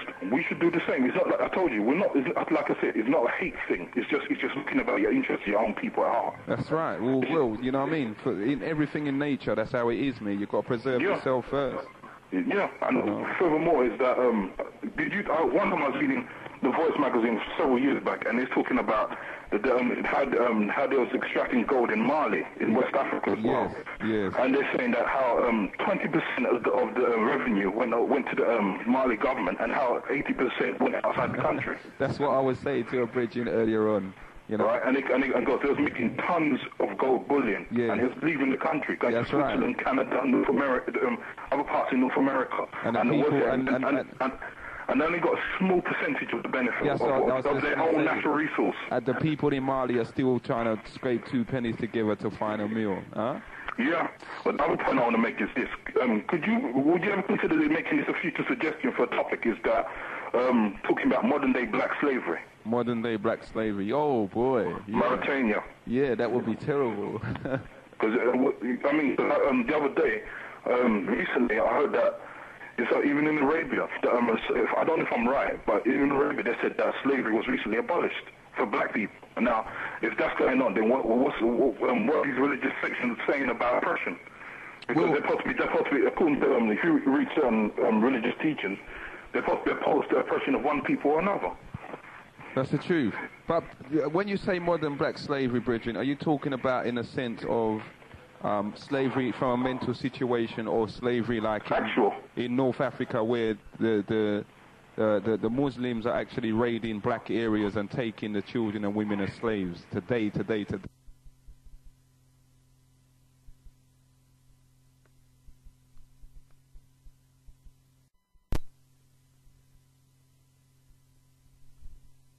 One of the chief collaborators of the slave trade. For real, it's still going from the eastern side of things. You understand? So I'm saying that I think we'll see. Would you consider bring that up as a topic in future times? Most definitely, because I'm sure that there's a lot of us people out here that do not know that slavery is still an actual thing happening in some parts of the world. That's right. You know, and it's again happening to us. It's not happening to no one else. You know, now we always get the bulk of the wrong, of evil policies. We always get the bulk of it. That's a fact of history. Mind you, you know, I did hear, I think last year, one case about white slavery going on in some Arab country. The word slave comes from the word slave is actually comes from the word Slav. Slav and slave are more or less related words. Okay. Because they said that when the Moors went into Iberia way back in the Middle Ages, they said that they didn't bring black slaves across bring blacks across from Africa. Okay. They used to bring white slaves from places like Eastern Europe. Because the words slave and Slav are related. Yes. And that's where they got. That's where the word slave the party originated from. Okay. So, really and truly, there's a link between that, because the original slaves at one point, wasn't black people. Do you know that? Yeah, Bridget, I hear that. Yeah, I'm not saying it didn't happen. Don't get me wrong, because I have to be clear about what I'm saying. And furthermore, I'm saying, you see the argument about Jamaica? Yes. Now, I'll say about Jamaica now is that Jamaica is still a colony of Britain. It's still a colony of Britain? Of course it is. Because if Jamaica can't even decide its own legal legislative policies about law and order within its own perimeters, then at the end of the day, it's not really a free country. That's right. It's still a slave. Yeah. And I mean, I've heard rumors saying, even in the educational system in Jamaica, that they won't even teach too much about even African history. They won't even teach that in school. That's right. It's got to be. Yeah, here in Africa, they teach Marcus Garvey philosophy. Now, what's going on?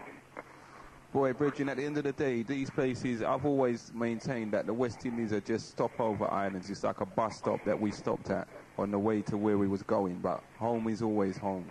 Yeah.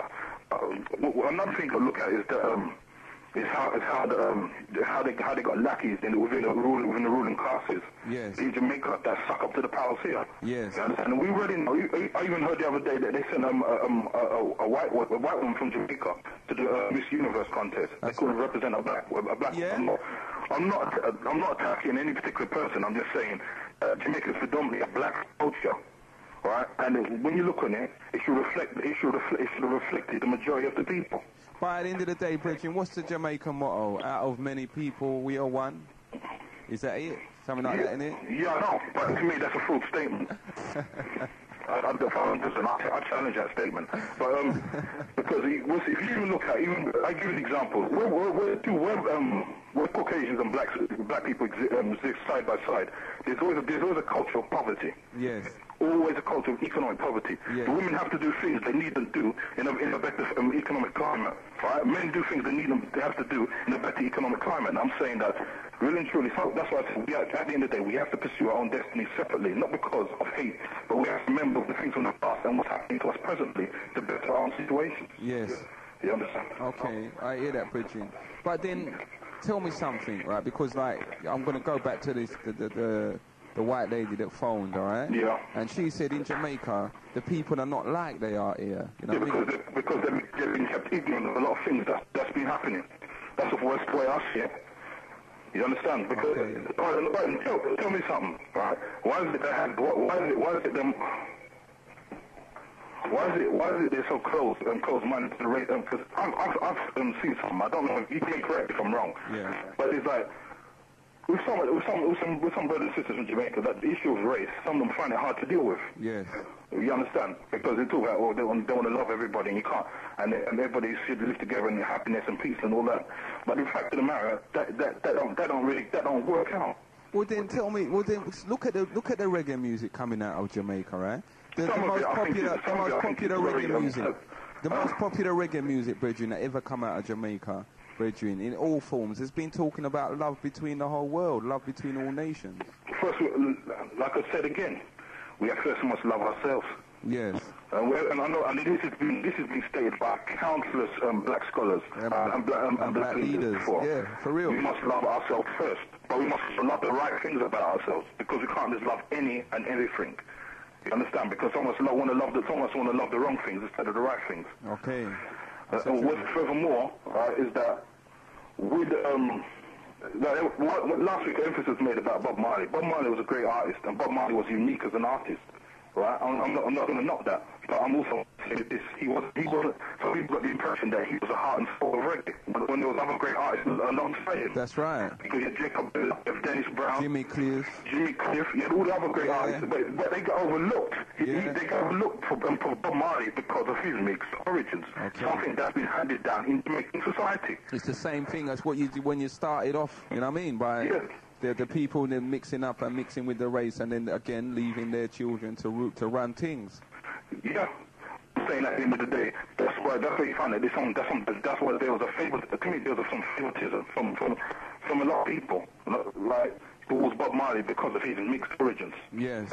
I'm not going to discredit the man personally. I'm just saying that it's because of his origins why some people certain doors open. Yeah. Yeah. Because many people, how many people you really not identify black people? We don't know not black people can identify with Jacob Miller, right? And Peter Tosh, another great artist like. Yeah. But how many can really how many non-black people can identify with Peter Tosh and Jacob Miller? Oh, Lee Scratch Perry. Yeah. You understand? I'm not saying that some don't, right? I'm just saying that the majority I see, right, identify Bob Marley. Yeah. You understand? And because of that, he gets everyone talks about Bob Marley, and the rest of these great artists get overlooked. You understand? Dennis Brown is another great artist. Yes. Right? Numerous artists, which I don't even need to go, everybody knows already about this. Yeah, but Bridget, maybe it's because, you see, enough of them great artists there, they ended up coking it out, man. Unfortunately, some of them did go that way. But we have to disagree the truth. So some of them unfortunately went in that direction. But others still are in there. Look at Freddie McGregor. Look how long that brother's been around. For real, a very long time. Look at Ken Booth. Yeah. Right? Look at these great performers. They're still around now. Yeah, for real. You understand? So we need to pick them up more. Yeah, we have to still give them their dues because they're still being due the test of time. You understand? But I'm saying that we shouldn't say one artist is greater than another, neither, because that causes problems. Okay. To those artists who are still there but remain. You understand? Who haven't passed on. Okay. You understand? All right, Bridget, all the London town heard that, and they're taking it on board. All right, bye-bye. Thanks for the call, Zane. Yeah, Commissioner, one thing. You're gonna be at the Black Women's Day tomorrow. Of course, Bridget. What kind of question is that? Yeah, come up there. Take care of yourself, man. Okay. Well, low. All right, bye-bye. Yes, London Town, 09585044906. We had Brother Mikey phone there. And just give us some information. London Town, boy, well, look, the Ghana affair, I'm well happy about that. And it seems to have come at the right time, African Liberation Day. We get to hear the news. Whole heap of gold is being found in Africa. What does it mean for us? Good afternoon, you're tuned to Genesis 91.6 FM. What is your name and from where are you calling, please? Hi, I'm Jay from New Cross, yeah? Good afternoon, Sister Jay. Yeah, all right. I ain't going to stay long. Yeah, I just want to say that I love the way that you do with the show still. And I love the way how you dealt with the individual people, yeah? Yeah. Like, the Dread who was saying, I just have to go back a few calls, the Dread who was saying it don't matter about if we're black or white. Yes. Like, I listen to him good, and sometimes still them kind of man that's talking nonsense still, yeah, at the end of the day, yeah?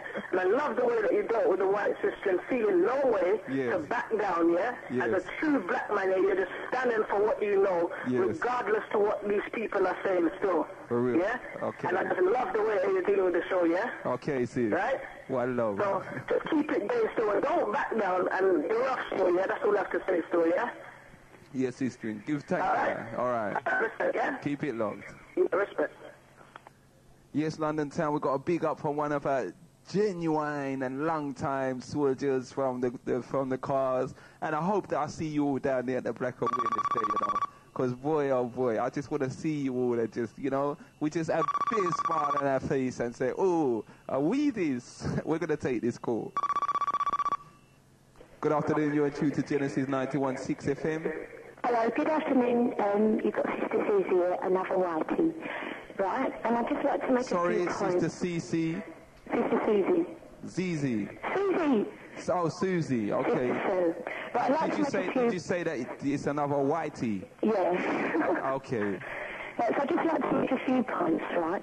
First of all, slavery, like the white race was the last race to enslave black people. The first one for the Arabs and the Turk, like that brother was saying earlier. That's right. Right, so I agree, white people cause all the problems of the world and that, right? But one thing I will say, why you get white people and French, whatever, Indian, full of black people, is because black people have got in the heart the true way to live. Sorry, hold on, slow down. Black people have got... Well, you have got the true way to live. You know, from you was the first race, you have in your heart and in your soul the true way that Master God showed us that we have to live. That's why people are attracted to you. That's why people follow you. Okay. No other, I ain't seen it in no other nation, no other race.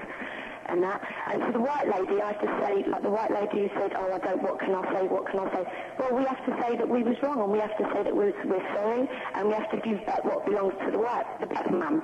But, sure, you lot was talking about prophecy and all that, right? About how you did something wrong, blah, blah, blah, and you're going to get part to a nation. What nation did you say? Some kind of nation. Well, that's happening now, and you know that it ain't going to change. Only Master God can change it, right? You know, the white man ain't going to change. There's no way the white man's going to change. So what you actually, hold on. Your name's Susie. Yeah. You're Caucasian. Yep. And you're telling me that the white man is not going to change. No, he's not. No way. Okay, so... Listen, I've stood in front of a black man with a knife in front of a black girl and told the black man, you have to come before me, right, before you want to stab this black girl, my friends and that. I've done all things like that. But what I say, it ain't going to change. It's Bible prophecy. It says about the scattered ones, the Ethiopians, that God's going to make you people get free. Or I don't know, some repatriation is going to happen. So when you go on and on and on about it, you know, it gets a bit boring. I'll tell you what, right, the first black people who made them calls... No, right? What'd you say? When you don't go on and on about it, gets a bit boring. Right? No, hold on, Susie, hold on. Hold on, please let me finish, please, right? As you know, crack out. Well, I'm not just in front of line, older people, I've been in front line 30 years. The other day, I like to know what's going on the street, right? Have you ever been in a crack house? You ever gone in a crack house? Have I personally? Yeah, all them black people said, the first black people saying about white people this, white people that. Make them come to a crack house with me, right? I tell you what, right, the other day I went in a crack house and I see these black mans doing this, these black mans doing that, and I said to them, you lot are shit, you lot are scum, you've lost out, you sold out to the white man. Who gave them the crack? Who gave them the crack? Susie, who gave them the crack? Who first put it there? The crack, right? I know white people gave them the crack, but instead of going on about it, we all know that. Bloody hell, them black people who've lost it on the crack and things like that, man. Yeah. You know what I mean? You're not getting nowhere by saying it. All right, you might get some people angry. Good, but what's that going to achieve? What about your black people who screwed up on the crack, man? I came home and I cried. That's people I know from time.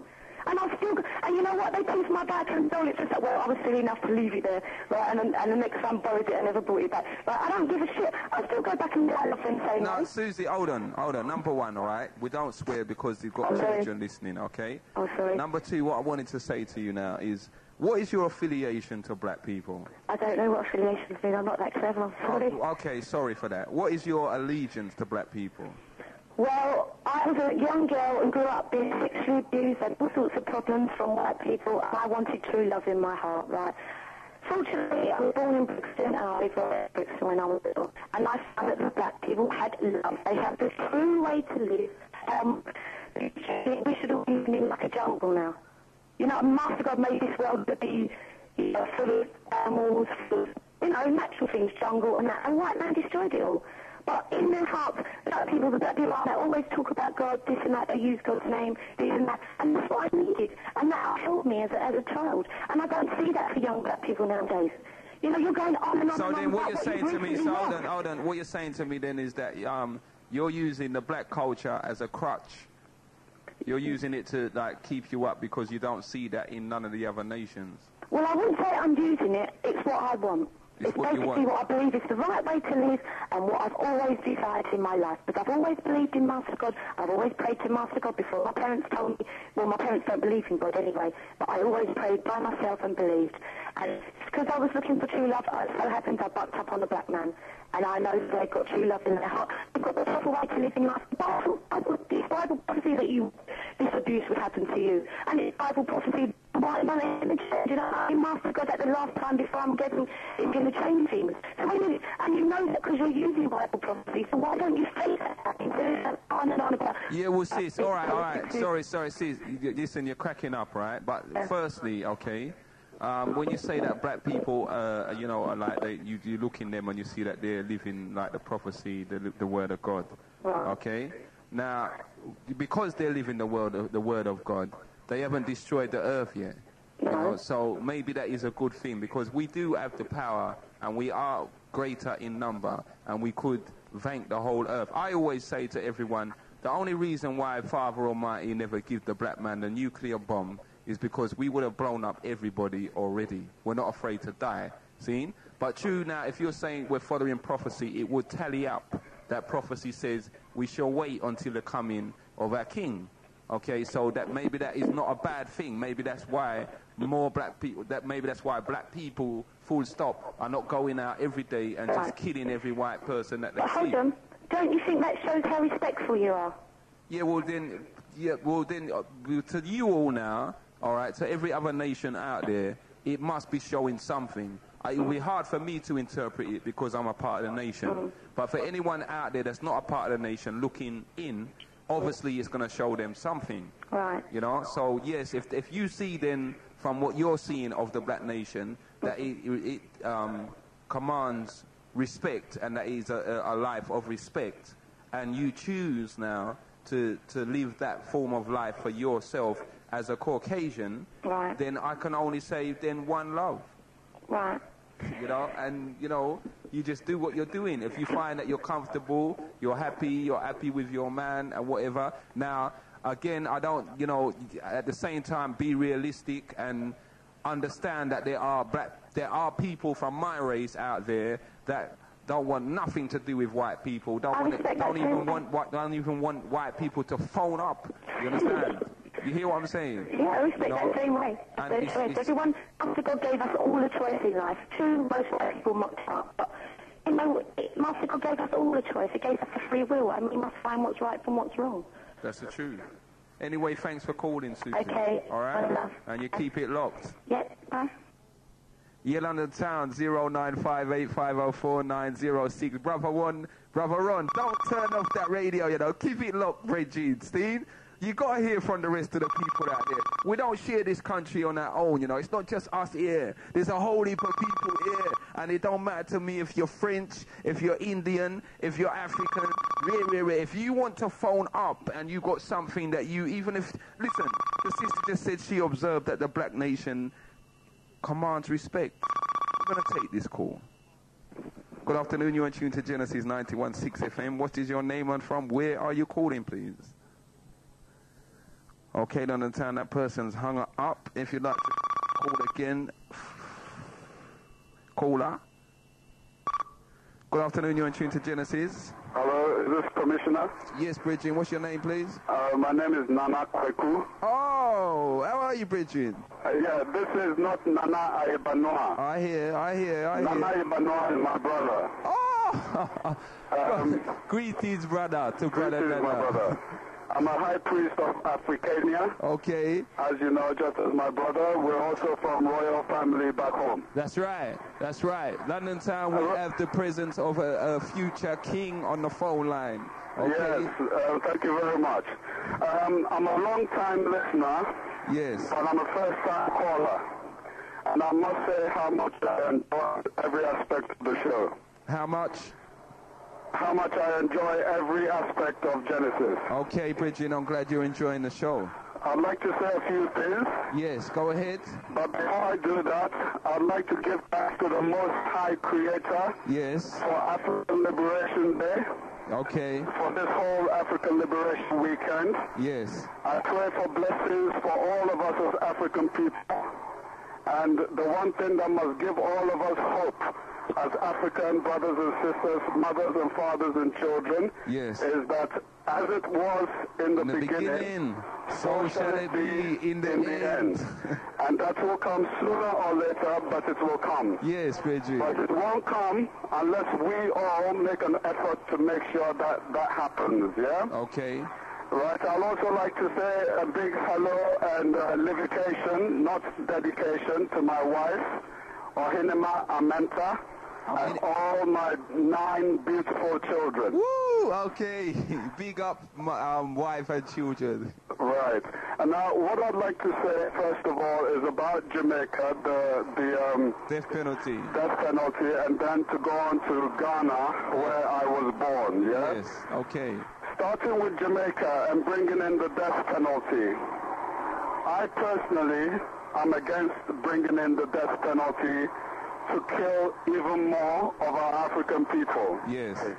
The reason why I'm against it in Jamaica is because we all know that how the guns got into the communities and the ghettos in Jamaica. That's right. Basically, it was these same politicians who want to bring in the death penalty, who are the very ones who started bringing guns into the community so that they could win at election time. Yes. Yes.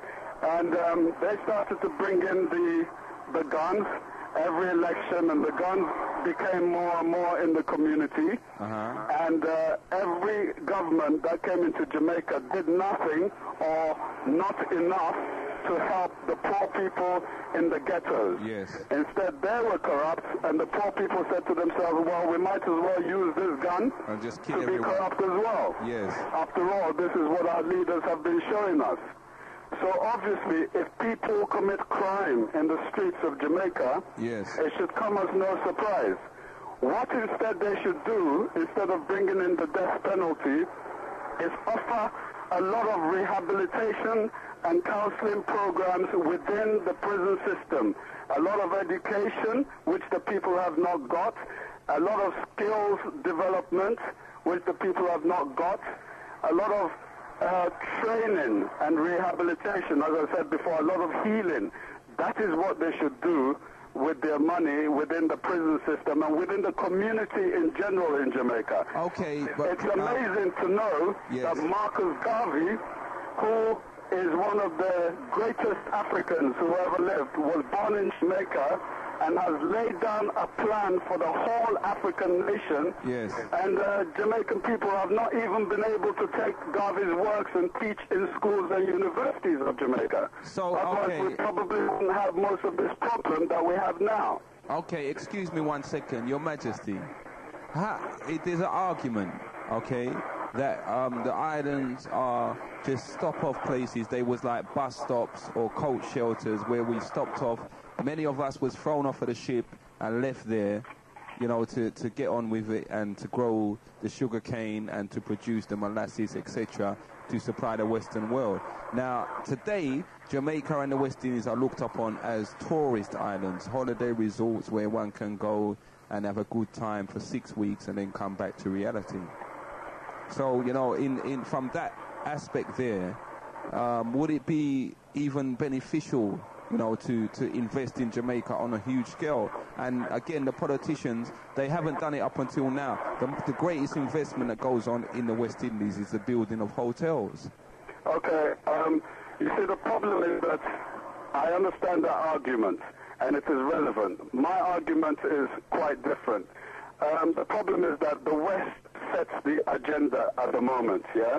My argument is that when we as African people rise up to control ourselves, one of the reasons probably why there was an African Holocaust and Africans were taken out of the motherland and spread across the world is that when the time comes for us to rise up, we have our family in key positions all over the world to rise up and mobilize together to enable us to control the world for better, environmentally, scientifically, culturally, and so on and so forth. So it is quite important that we have Africans spread all over the world. The main issue is that all these Africans who are spread all over the world should see Africa as the motherland and the focal point so that we can all unite from that basis. We are already in position to take control of the world. It's just about getting the know-how and doing it. Okay, okay, I hear that. That's a positive statement for the whole of London town. Yeah, I'd like to move on to Ghana now, if I may. Yes, please.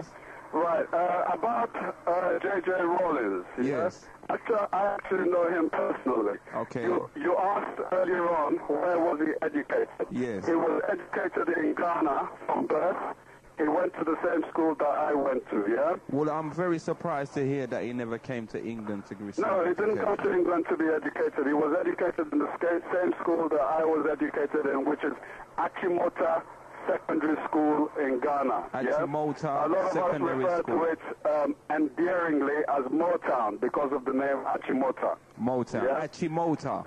Achimota. Okay. Did you hear that London town? The school. To be one of the best schools in Africa. Okay. Along the European lines, but nevertheless, it produced people like Kwame Nkrumah and so on and so forth.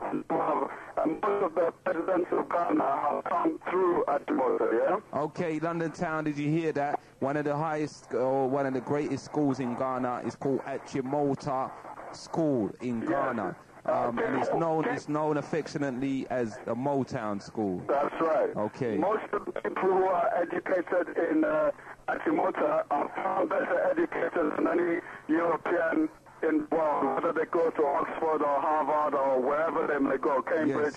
We're usually much better educated, yeah? Okay. Now, is the school still running? Now, the thing about Rawlings is that his father left him when he was very young, you know, just had a baby with a black woman in Africa, according to his idea. Yes.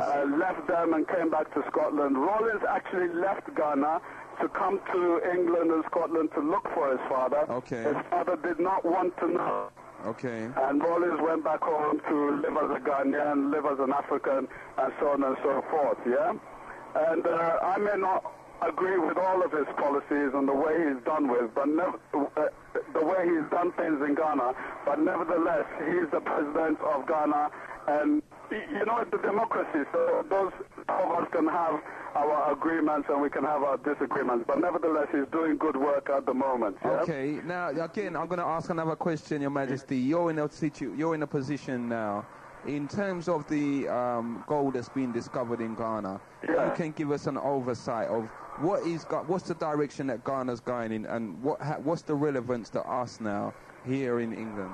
Well, it's a great thing that the gold has been found, yeah? As a spiritual man, gold for me does not mean material wealth. Okay. It means spiritual wealth and spiritual enlightenment. And gold was used from ancient Egypt and Ethiopia as a symbol of spiritual enlightenment. Okay. Before the West discovered gold and decided to make it a material thing. Yes. You understand that? Yes. And so they went to the Aztecs in South America and killed them for their gold. They came to Africa and took over our gold. South Africa, they took over our diamonds and all that sort of thing. It's great that we found this gold, but we must control it. Otherwise, the danger is that the West continues to control it, and we don't get anything for it. Yes. Same like in Nigeria, where the West controls the oil, and when we try to fight for our rights, we get killed, like Ken Saro-Wiwa, yeah? That's right. And also in Zaire, I'm very disappointed about what's happening in Zaire. I'll tell you why.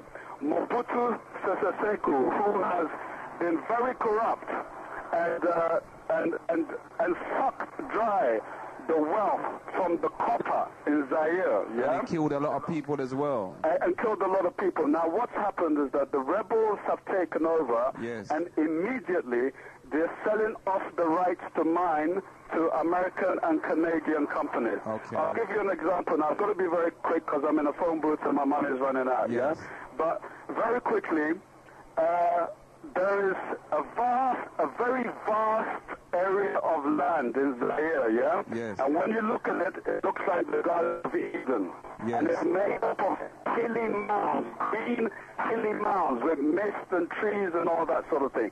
Now, when you see an area like that of hilly mounds, rounded hilly mounds, it usually means that area is very rich in copper. Okay. Now, how they mine the copper is that they cut off the top of one of the hills Yes. and then dig down. Yes. When they finish mining the copper from there, they move on to another hill. And just cut leave off all the top rubbish and, there. And dig down. Okay. So eventually, the whole place ends up like a vast crater. Yes. Dry out and desert-like. Yes. Now, what's happening is that the Canadian companies and American companies, with the backing of their governments, have already started signing agreements with the rebels, Yes. and they've sold them the rights to mine without any environmental considerations. Yes, Yes. without any consideration for what the people are going to benefit from the area, and so on and so forth. So basically, it looks like these rebels have been waiting for their time Yes. to just come in and do what Mobutu was doing before. Okay. And we have to be really, really, really careful about discoveries like these, because otherwise we may never benefit from it. Yeah? And Okay. that's the only thing that I'm really concerned about. Okay, well then, Apart from all that, right. I'm very happy that we have found more riches in our country, and I'm sure there's many more to be found that we have not discovered yet. Okay, now, Your Majesty, give us an overview on how that will reflect on us, because now we've heard it said on the show that maybe we should have an organization that can go to the African High Commissions and represent us here and our view on what should be happening in terms of the discoveries of gold, etc. Now, I think that is very important, but this should have been happening from time, yeah? It shouldn't be that, yes, because gold has been discovered, all of a sudden we want to go in there and make some recommendations as to how it should be organized. What we should do is set up an organization anyway, Yes. not because of gold has been discovered, but No. in terms of relationship between Africans in the diaspora, Africans in England, and the relationship with Africans back home. As you said earlier on, which I was happy to hear, Yes. Ghana was one of the first African countries to say, look, Come home. African people in the diaspora, come home. That's right. And in fact, since Kwame Nkrumah, people from the Caribbean, people from Jamaica, people from Trinidad, people from Africa, America, have been coming in to actually be part of the government of Yes. Ghana. Yes. I can name a few people like Dubois, Yeah. like Mr. Campbell, who I know who was one of the Chief Justices of Ghana, a Jamaican man who I know very well, Okay. and one or two other people. So that has been happening since Nkrumah's times. But what we need to do is to increase it, make it more effective. There has to be a trade link, economical link, a social link, a cultural link, a holistic link between us over here and we on the continent. And that is very important. And until things like that begin to happen, then everything else we talk about is just on face value. It's lip service, you know? Okay, Bridget, one more thing before you go. Yes. All right. Now, black people, again, we now grown up here or from the West Indies. What's the situation in terms of African faith, African spirituality? Is it changing? Are you seeing more West Indians or so-called black British coming back to the African traditional way? Well, yes, because over the last 17 years, I've been performing African naming ceremonies and African marriage ceremonies. In fact, right now, I'm supposed to be preparing for a naming ceremony, which I'm going to do this afternoon. Okay. But I thought that this call was very important, so I came to make it, yeah? Yes. And in a couple of weeks' time, I'll be doing an African marriage ceremony. After that, I have another African marriage ceremony. After that, I have another African naming ceremony. Yes. And the thing is, people from the diaspora want to be African. They love everything about Africa. Yes. The only thing is that because they have been fed so much of a negative image, it's like, people laugh at me if I take on an African name, or people laugh at me if I wear African clothes and so on and so forth. Okay. But those same people love to hear when a brother has an African name or when a sister has an African name, or they love to see when Africans are wearing their African clothes. It's just that they think they can't do it because they're not from Africa. But I'd like to tell all of you out there, Africa is for you. Whether you know it or not, Africa is for you. Nobody on the African continent can tell any brother or sister out there that they're not African. All the brothers and sisters out there have to say to themselves, yes, I am Africa. I am African. I can go anywhere in Africa, and I expect to be welcome. I expect to be treated as an equal African coming in back to the motherland. It's your right. And if anybody who comes from Africa says that they can't do that, then it's the African from the continent who is wrong. Okay? So I'd like to say, look, African Liberation Day this weekend, love and unity to all African out there. Let's not just have African Liberation Day once a year. Let's have African Liberation Day every day, every minute, every hour, 24/7 in our hearts. Let's love one another, keep strong, and have faith in ourselves. Stop the black-on-black violence. Let's have love and love Afromantic unity. Yeah? That's what I have to say to all the brethren and sisters out there, and I love all of you. I don't know what else to say, Commissioner. I'm just very happy and emotional right now. Okay. Well, thank you very much for giving the whole of London Town the privilege to talk to us. And another thing, Commissioner, you know, like how you have the Nation of Islam come on there, do a thing every Sunday, yeah? Yes. That's very good. And other people come and do it on there. My brother and I would love to be able to come and do a thing on there once a week or once a month, explaining on every aspect on African spirituality so that the people out there get a chance to know about that as well. Okay, Bridget, we'll talk to the management about that, okay? All right then, my brother. I've got to go now, and I'll speak to you soon. Oh, thank you very much for calling in. Yeah, London Town, boy, you know, we've had the pleasure of a future king phoning in. Don't take these... Sorry. Good afternoon, London Town. Hold on a second, caller. I was just going to say, London Town, don't take these things lightly when you hear me say a future king of the motherland, okay? We still have our kings and our royalty out there in the community, and we must acknowledge them and respect them with the full respect that is demanded by a king. Good afternoon, caller. What is your name and from where are you calling, please?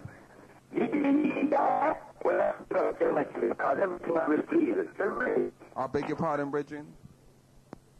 Sorry, you broke up there, caller. If you was a negative call, then Father just block you out so we couldn't hear you. If you was a positive call, give us back a call on 0958 504 906.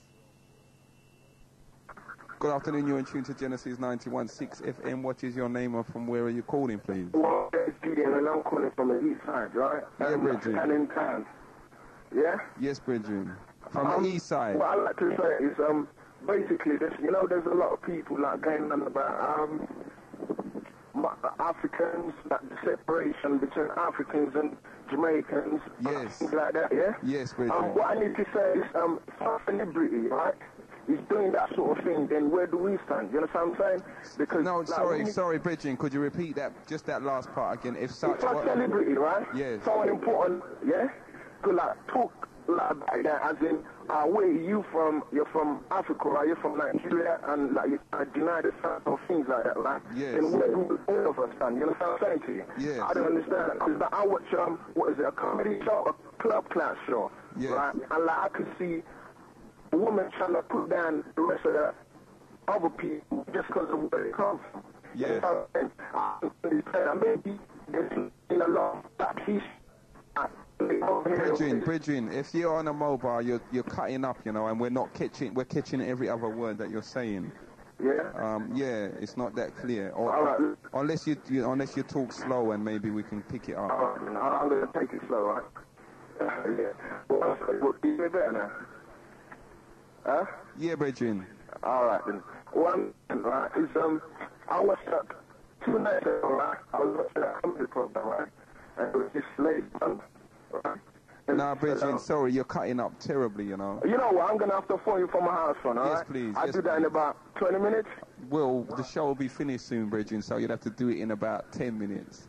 10 minutes? Yes. All right, I'll do that then, yeah? Okay, give thanks. All right, nice one, Bridget. All right. Yeah.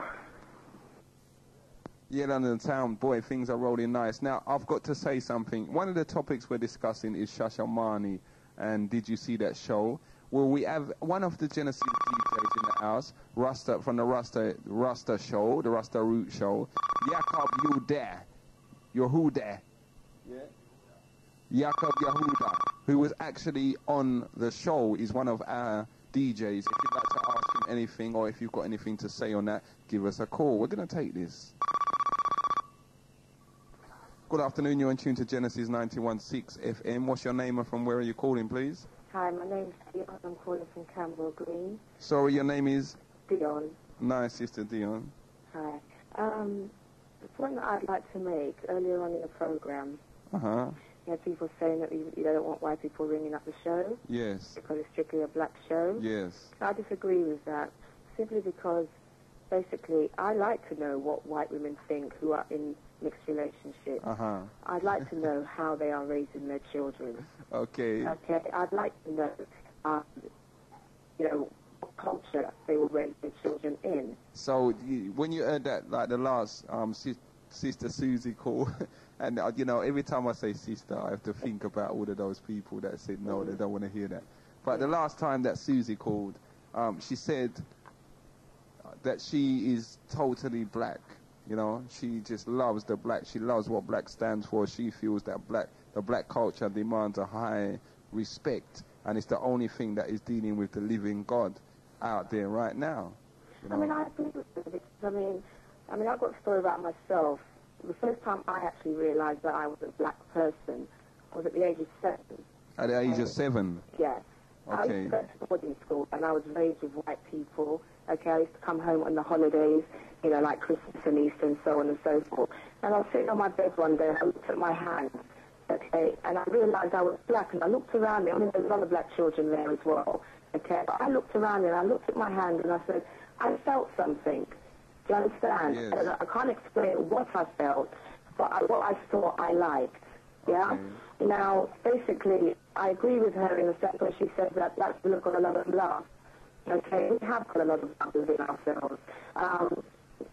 Maybe with the Polish, black people have turned around and, done the same thing to white people as to us, but we didn't do that. We sang and we rejoiced, and hence Carnival. Okay? The same thing to South Africa. And they kept them down for so long. What they were rooting for, they could have turned around and done the same thing, but no, it's not. Yeah? Now, basically, there's something that I find very strange, in the sense where our parents, when they came to this country, they came here, they wanted to educate their children here, they were jobs and so on and so forth. Okay, they didn't like the way they were treated, but they accepted it for the sake of their children. Yeah, they got on with it. Yeah. Now, our generation, and I assume that you're the same age group as myself. Yes. And I think his name was James earlier on. That's he rang right. up. Yep, second caller. He said that he felt a change. He felt the presence, leading to Africa. Now, at the end of the day, I can feel that. Okay, our generation are feeling that. We are not accepting the fact that our parents went through what they went through for us. Okay. Yes. We are not accepting it, hence we have Genesis talk show. Okay, hence we have Black Awareness. Yes. Okay, and everything that's going on over this weekend. Now, the thing is, which is very, very important, is what are our children of today thinking and what are they feeling? Okay? They are not feeling and thinking in the way we are thinking. You understand? You don't think so? Don't you think the children today are thinking they're positively black? They know that they're black. The thing is, what I'm trying to say is that there's a danger there as well with our children of today. Okay, it's self-destructing. Okay. In terms of what? Okay, I spoke to a couple of children over the weekend, 16, 17-year-olds. Yes. Okay, it's their attitude. They look at us like we don't know anything. We're big people. We don't know what's going on in the world today and what is happening to them. directly do not like white people. Okay? They will directly tell you it will not work for white people. You understand? Right? Children today, they go into secondary school, they cannot read. But sis, isn't that a step further from where we was? Because when we was growing up, right, you know, a lot of us, because of experience, we wasn't really keen on white people. But haven't the younger generation now have just taken it a step further by saying, well, look, I'm not prepared to work for no white people now. If I have to do my own thing, I have to do it, be it by legal means or illegal means. Yes, they are thinking that way, but it's more in a destructive way in the sense that they're not working for a white man. But what are they going to do in turn? Are they going to go out there and create jobs for black people? You know, are they going to educate themselves fully for them to go out there and actually create things for themselves? Well, and a lot of them are lost. Yeah, I hear that, but in every struggle, all right, in every cause, in every struggle for every cause, you do get a certain amount of casualties who are prepared to actually, you know, be casualties for that cause. So I'm not condoning the way the children's attitude, the young people's attitude now, but we do have young people out there who are prepared for the cause and who will go through anything they have to for that particular cause, you know. So I'm not too sure whether it's destructive, because at the end of the day, as I said last week, you had the Brixton riots, but still something positive came out of it at the end of the day. Yeah, but when I mean destructive, I mean destructive in the sense where they know, but they do not know. And it's our children. Yes. You understand? Yes. I've got a 9-year-old, and his father and I are constantly badgering him and telling him about being black. You know, at the end of the day, I was in the kitchen one day, he turns around and said to me, you know, Mommy, what difference does it make? I mean, God was white. And I'm a black woman, and I have a contact black woman father. Your child told you that God is white. So I turned around to him and I said, who told you that? Does he go to a Catholic school? No. He goes to a normal mixed school, you know. But basically, I turned around to him and I said, who told you that? Did anybody tell you that? Yes. And he turned around and said, no. I said, so you assume that? Yeah, you just assume because everything you see on television is white. The schools that you go to, white people are teaching you. That's you know, right. The majority of people around you are white, so you just assume that Jesus Christ is a white man. I said, no, you cannot think like that. I said, at the end of the day, white cannot produce color. Yes. You understand? Right? Black...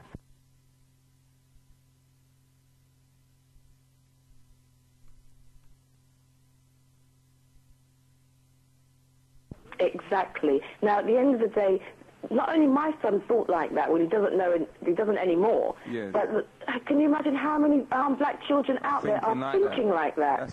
Can you imagine how many black people are out there thinking like that? Yeah, but the thing is, if we're going to make a change, it has to start with us and our children, because they are the future. And at the end of the day, it's down to us parents to start thinking positively where black is concerned, not negatively. Yes. Do you understand? Yes. And at the end of the day, if we educate our children in that respect, then they will grow up and they will be proud of their blackness and they will do something positive for their children, and so on and so forth. Now, another point that I wanted to make is, you know, you talk. I mean, the majority of these wars and everything that have been created. Yes. Okay, they were created intentionally. Yes, it's intentional. Okay. It was all intentional. Yes. Okay. Now, at the end of the day, as you say, the white man is afraid of being what's that word? Basically wiped out. Yes. Okay. Now. Extinction. I can't even pronounce the word properly. Sorry, but you know, basically. That will come. As you say in Revelations, it's there. Everything has to come to pass, okay? Now, at the end of the day, we just have to educate ourselves, better ourselves, and believe in the word of the Lord, okay? And we will be better off for it, okay? But I do agree that you should have white people ringing up who are in mixed relationships, okay? Because the other lady before the last white lady, I think her name was Jackie? Susie. No, not Susie. The first Jackie. one, yeah. Yeah, Jackie. Yeah. Okay, she went to Jamaica. She found a black man. Yeah. She married him, and she's come to England. Now, she hasn't got a clue how she's going to raise her child. She hasn't got a clue what she's going to tell that child about his race. Yes. You understand? Now, supposing that, I mean, like, the majority of black men who do end up leaving white women, right, they are left to raise those children. What do they tell these children about their race, about the parent, the father? Okay? Is it positive things that they tell them? Is it negative things? You know, we need white people to bring up a mixed relationship so that we can hear what they have to say. Yeah. And like you did with that lady, which was very good, that you tried to educate her in a certain respect so that go back and read, okay, about the culture that she's actually married into. Okay, so she's aware. She hasn't got a clue. So why marry a black man if you don't know nothing about him? And you can't base anything on love. Do you understand? You can, you know, we're supposed to love everybody, but you cannot get into a relationship like purely on love because you have to be on that. Okay, in the sense of I'm going to have children with this man. Where are we going to decide? How are we going to raise our children? You know, and the funny thing I want to say is that new golfer, Tiger Woods. Yeah. That his name, yeah. I heard that, you know, he said he's going to be an eighth black. He's not black. Oh, no, he was an eighth black. Yeah, but at the same time, I'm telling you, I heard now, because I picked up on that as well when the press said that he said he's not a black man. Yeah. And I heard from a very, very reliable source that that's a load of rubbish. He never said that. I mean, at the end of the day, I heard the same thing, and I went around and said, Tiger Woods says he's not a black man. Right now, I saw him on Oprah Winfrey show, and he explained himself. Yeah. You understand? Yeah. Right? I think his mother's Korean. I'm not 100% sure. Yeah. And his dad is a black man. That's right. Now, you know, Oprah Winfrey calls him, you know, the child of all nations, yes. Okay? Now, at the end of the day, regardless of him saying he's not a black man and explaining himself, people will look at him as a black man. He's a black man. His face is black. That's right. Okay? Nick Faldo and all of them look on him as a black man. Exactly. Now, at the end of the day, basically, your show is a very good show. I will be there down there tomorrow, and I hope to meet you. Okay. But the last thing I want to say, who was the last gentleman that rang up? He was the king of a prince? Yeah, Brother Nana. Nana. Yeah, he's a high priest of, I don't want to get it wrong. Okay, well, basically, he asked if he could come on your show and give us a talk. Yes, we did have he made the point that I have had his brother on my show on a Saturday morning, who is also a high priest and a future king of Africa. Right. You know, so, he does want to come on and, you know, and talk to London Town about the African spirituality side. Yeah, I think we should have more of them on the show because, I mean, it's coming from the horse's mouth. I mean, basically, we're British. You know, as life goes on, you know, we're thinking from a British perspective. Yeah. Now, at the end of the day, I was very pleased to hear that he came on and he's actually from Ghana because I said to my partner the other day, I want to go to Ghana. For real, so do I. You know, I want to go simply because I read an article of with Farrakhan, you know, the newspaper that he gives out on a weekly basis. Okay, and there was an article in there about Ghana, and there's a castle where the slaves were put in there, and, you know, a lot of people that actually go there, you know, they feel touched. Yeah. You know, and that is one of my reasons why I like to go there, to find out part of my history. And I mean, if 75% of West Indian people came from Ghana, that is more reason for us to want to go there. Yes. Yeah? Yes, that's the truth. Okay, then. All right. That's all I have to say. Thanks very much for calling. You're welcome. And the whole of London Town heard your input. Okay, thanks. Keep it locked. Bye. Yeah, London Town 0958504906. We come up to the hours of 2 o'clock, and Senator B should be coming in very shortly. We are the People Station. We are Genesis FM, London.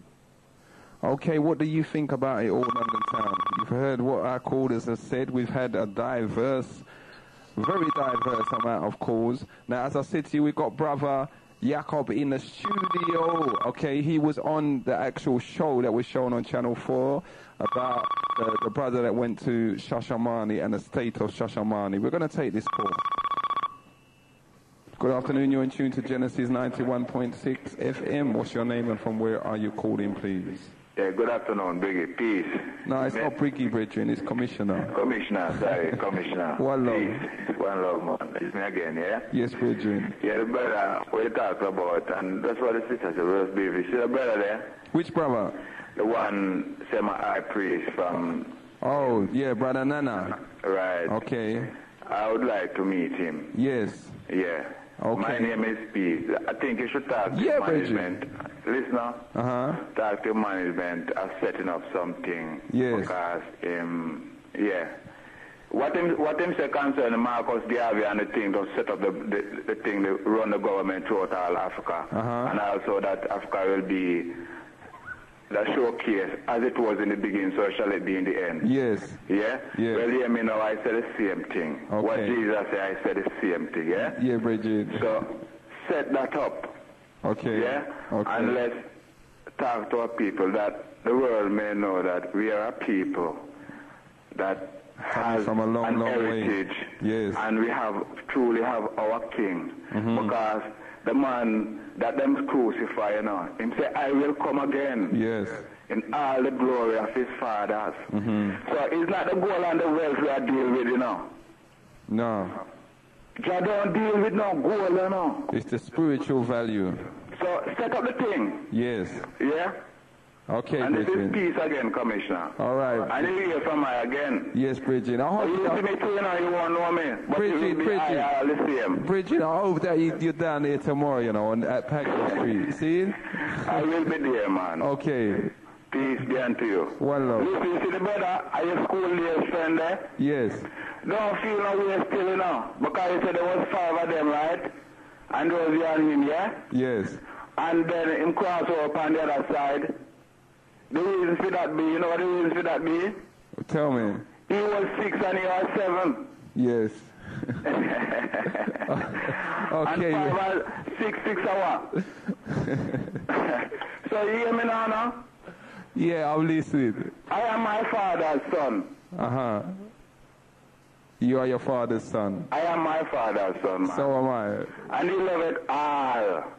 Black and white alike. He that believe it in the Father. Just like the young lady said before there. She said, Master God. Yes. She said, Master God. Yes. And Master God was pleased. Yeah, for real. To hear her speak those words. So judge them not by the color of their skin, man, by the continent of their heart. What comes out of them? You should judge them, and she's perfect. Before the Almighty Jah. Yeah? Okay, Bridget, peace. Peace, man. Thanks very much for the call. Peace, man. One love. I'll be with you always. Yes, Bridget. Yeah, London Town, boy, we're still awaiting the arrival of the Mr. Senator B.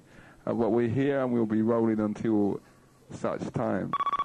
We got the mystery man in the studio as well, him just bossing up one big Jamaican right mind go right under the nose, London Town. We're going to take this call. Good afternoon, you're choosing Genesis 91.6 FM. What is your name and from where are you calling, please? I think that guy who just phoned up suffering from mad cow's disease. Why'd you say that, Bridget? He talks some nonsense. Well, it's about the third time he phoned up today. No, it's the second time, Bridget. Second time, he should keep off the line. Bridget, at the same time, people are on different levels. We're not all on the same level all the time. Yeah, I wouldn't like to be on his level. He's suffering. Peace, blood. Why, love? Yeah, London Town. Don't forget what we're discussing today. You know what I mean? Don't forget the death penalty in Jamaica. Boy, you know, they got 3 men on death row. They've applied to the Privy Council up here in London for a stay of execution. How comes we can't deal with our own issues? How comes our governments out there in the West Indies are still got to be applying to England and getting permission from this Queen here on our issues? Okay? We're going to take this call. Good afternoon, you're in tune to Genesis 91.6 FM. Hello, this is Lawrence from Lewisham, yeah? Yes, brother Lawrence. I'd like to make a few comments about, you know, some of the different subjects you got on, yeah? Okay, go ahead. But specifically, I want to make a point about a few callers back speaking about slavery, and I think it was a white sister or a white woman or whatever, yeah, she phoned in and said, like, the first people to take black people into slavery was Arabs and the Turks. Yeah. Yeah. Okay, so to just clarify that, first of all, Arab is not a race; it's a linguistic group. But if you check Ivan Van Sertima, Professor Ivan Van Sertima, most distinguished black scholar, yes, and J.A. Rogers, I believe they give you the genealogy of the Arab race, the original Arabs being black, descending from a gentleman called Ishmael in the Bible. Okay. A black man, yeah? So yes. Let's put that clear. Secondly, the Turks, they're white people as well. So when she says Arabs and Turks, I don't know if she's trying to attack Islam indirectly, but Turks are white people. So Bridging, context. Bridging, the Arabs, all right, now, for us people here in the Commonwealth then, the Arabs now, we regard the Arabs as being these men that we see on telly, Sheikh Ahmad, the brother that owns Harrods, etc. Okay. Now, you just made a statement there that the Arabs are coming from blacks. No, okay. I said if you check Ivan Van Sertima, yes, myself, Professor Ivan Van Sertima and J. Rogers, they give you the genealogy of the original Arabs, meaning when they were coming out of Ethiopia, there was a race of people, but then eventually you had different mixes of people, like people from what you know as the subcontinent of Asia. So you've got Arabs that look like Prince Azim now. Is that the same Arabs that invaded Ethiopia, wanting to try and make Ethiopia Islam country? No, I think what you had generally right is that there's people of different races, who, because Arabs are a linguistic group, they speak the same Arabic language, but they're not the same race. So ones that whether white or mixed race oppress a black group. So it's still a context of black and white. It's not a context of Arab and non-Arab. That's bollocks and a misdemeanor. Oh, so then the Arabs...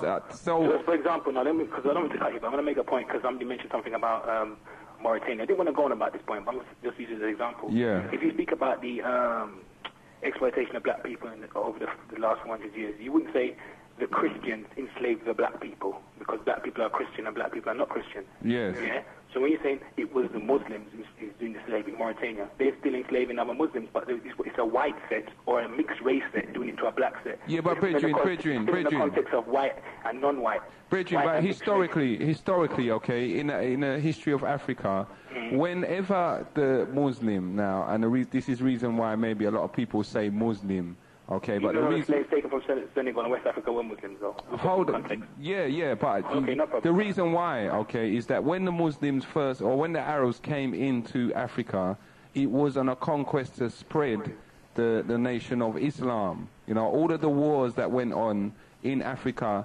concerning the Muslims was because they wanted to defunct the Christian way, as it was called in certain parts of Africa, for a nation, for Islamic worship.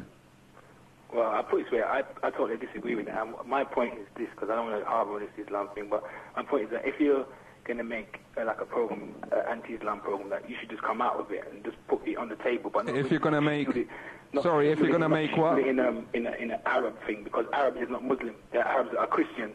Okay. Arabs are idol worshippers. So if you're attacking Arabs, which Arabs? You've got to be specific. If you're attacking Islam, then just say it. You know what I mean? And yes. To move on, because I don't want to harbour that, because you know there's a lot to talk about. But the issue of white people falling through. Yes. I'm not, wouldn't consider myself prejudiced or racist, but I think that it's kind of dysfunctional for white people to be falling through and instructing black people how we should conduct ourselves. Like a woman just for white people to fall through and saying we should do this and we should do that. I don't think it's for those white people, whether they fought, died, sleep with, or whatever with black people. They should set up their own station and have their own program about black people, about white people who love black people so much and are prepared to die for us. Set up a Genesis number 2 for white people to do their own thing, man. Yeah, I hear that. But at the same time now, when you heard that last Susie phone up, didn't you hear Bridget? She expressed an opinion, and she was one of these people that I was talking about that have denied their self, their race, everything, because they see something godly in the black race, and that's what they choose for themselves. Well, to be honest with you, I've got no problem with that, and I wouldn't say that all black people go around hate, but I'm saying that we just got a specific agenda that we haven't got time, we don't have enough time and programs like this that we could be really entertaining white people's opinion, because I think in 1997, the time for white people instructing us how we should conduct our affairs is over. That's the whole point, that we made like children in slavery, and we were told by white people to do so. We don't want them to do what to do. Listen to the show, enjoy it if they're white listening, and respect it. But don't be phoning in and saying that, because that's arrogance, man. And that's still what, even if you're with a black person in a relationship or you've got mixed race children, that's still that scourge of white supremacy coming out, showing his head. See what I'm saying? So we're not against the people for the colour of their skin, but it's the white supremacy system that we're against. And if it comes on Genesis radio station, we're in his head saying, I know black people, I do this for black people. Don't hear it, man. Okay, we hear that loud and clear. Okay, and I hold it on the town heard that. Respect. Yes, Bridget, you take care, all right? All right, you too, brother, man. Keep it low. Peace. One love. Yes, London Town, again, we've got another warrior out there that's saying he don't really want to hear the opinion from the white community out there. This is a totally black thing. How do you feel? 0958504906. And again, no one's come in and told me nothing about Shashamani. What about the state of Shashamani? Rastaman has been out there for the last 30 years and things still have not moved on. What have we got to say? This is one of the promised land of all black people of the world. We've got a bridging in air, Bridging Jacob from Genesis Radio, who was actually on the show. London Town, come on. Good afternoon, you're in tune to Genesis 91.6 FM. What is your name and from where are you calling, please? What up, Commissioner? Big T. Yes, Bridging. What you say? What's happening, man? You safe? Good. Yeah. Going back to that cool, the one just before, yeah, man. It's true what he's saying. See, nobody should deny the race, so, you know what I'm saying? I mean, it would hurt me if I see my own sister deny me. Yes. Do you understand? Nobody shouldn't do that. But you see, what's happening is, fair enough, you get some good white people still, but you know, the innocent have to suffer, man. You got to lose this and at the end of the day. You know what I'm saying? Mm-hmm. Yeah? Yeah, Bridget. So that's the time we're living in now. The innocent have to suffer. You know? Mm-hmm. Slow and safe still, you know what I'm saying? So you don't think that we should be hearing from white people? Well, it's good to hear from them still. You understand? Because that way, to overcome them, you have to understand them. Good. You understand, David? Mm-hmm. You have to understand them. I mean, at the moment now, I'm working with nothing but period white brothers, you know what I'm saying? And I listen to their views. I listen to their certain views, you know? Yes. And that's how I learn. That's how I learn how they think. That's right. And how they work and how their mind operates. It's good to hear this. But the one thing I hate is when somebody denies their race. Yes. They shouldn't do anything. It doesn't matter what race they are. That's right. Even though, Big T, even though, as you heard that Susie said, right? She sees in the black nation a godly way, a majestic way. Right. And she doesn't see that in no other nation, and she's chosen that way for herself because she sees it as the right way. You know what I mean? As a white woman, you know, you don't think that that's right for her? You don't think that she should do that? Well, whatever she chooses, yes, definitely, I feel so, because her spirit tells her straight away that's true for dealing with, you know what I'm saying? Yeah. Yeah. So, you know, where she feel comfortable with, yes, she should go along with that still. But at the same time, see, she's there saying that, you know, she only sees loving black people. There's loving everybody still. Yes. But I'm going to go back to the point again. The innocent have to suffer. For real. You understand? The innocent have to suffer because we don't know who's guilty. If we know, we can pick out who's guilty and we say, right, we just deal with their case. Yeah. You understand what I'm dealing with? You know, that's what people have to realize. They have to realize that the innocent have to suffer. So I've got to say still, yeah? Okay, Bridget. Commissioner? Yes, Bridget. Respect, Holmes. One love. Yeah, man. Take care, yeah? All right. Yeah, London Town, boy, we got the presence of the Mr. Senator B in the studio, and we're just going to wrap up things right now. Thank you very much for all of the callers. I'm not even going to tell you what the phone number is again. I'm going to give you this last caller, and then we're going to be out of the house. Good afternoon, you're in tune to Genesis 91.6 FM. Okay, that caller's done. That seems to be the end of things, London Town. Thank you all for calling. Phone's gone off now. Sorry about that, but that's the way it goes, you know. And boy, again, thank everybody that phoned in and gave a contribution to this week's show. I hope that we got some clearer understanding of the situation that we're in, and we can address the issues that are before us and deal with them in the appropriate manner. Thank you again to all of the listeners, everyone that didn't get the opportunity to phone in but tried. One love, and you know, your time will come. I saw it go still. Now, tomorrow, Black Awareness Day, 26th of May, 1997, down there at the Pagnell Street, Moonshot Community Centre, Southeast 14. We have guest speakers there, and things shall be rolling. A little bit of information for all of those coming down there. Stall holders, be there at the premises by 10 o'clock, 10:15, please, so things can get set up nice and early. We got our chef down there cooking some specialities, so things that go rough in the food section. And we have special celebrity guests coming in as well, giving up their time to come and talk to the black community and highlight on some of the issues that are affecting us, our children, and etc., the wider community. So make the effort, London Town. I know all of you hardcore people will. You know, I've just got to say on the black and white issue, Genesis Dance Acapulco's 1996 New Year's dance. I saw white people in the dance. Okay, so maybe this says something about Genesis. Also, for all of you black people out there that's come from the West Indies, gone through slavery, I've got news for you. You've all got a piece of white blood in you, whether you want to accept it or not. But maybe that's another show. See? London Town, we got Jacob in here. I'm going to make him yaz up everybody and say good day. And we got the Mystery Man in here also. And as I said, first of all, we got to present to you the Senator B, because he's next in line. Yes, good afternoon, London Town.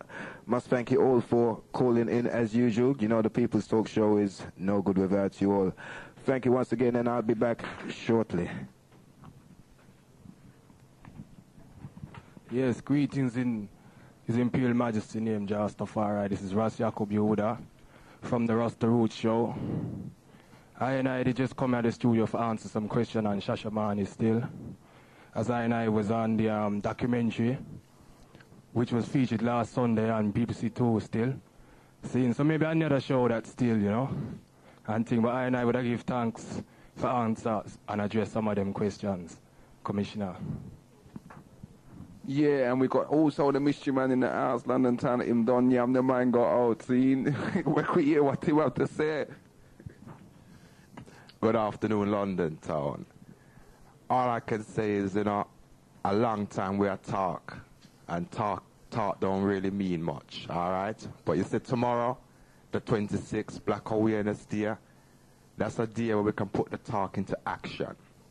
So all those who love action more than talk, we from Genesis hope to see you all down there tomorrow for the day, Black Awareness Day. That's all I can say right now. Guidance. And for my part, London Town, give thanks, as I said to you earlier on, and enough love going out to the whole of the Genesis crew, for everyone that phoned in, for everyone that listened. We love you immensely, and we hope to see you down there tomorrow. One love. People Station. We are the People Station. We are the People Station.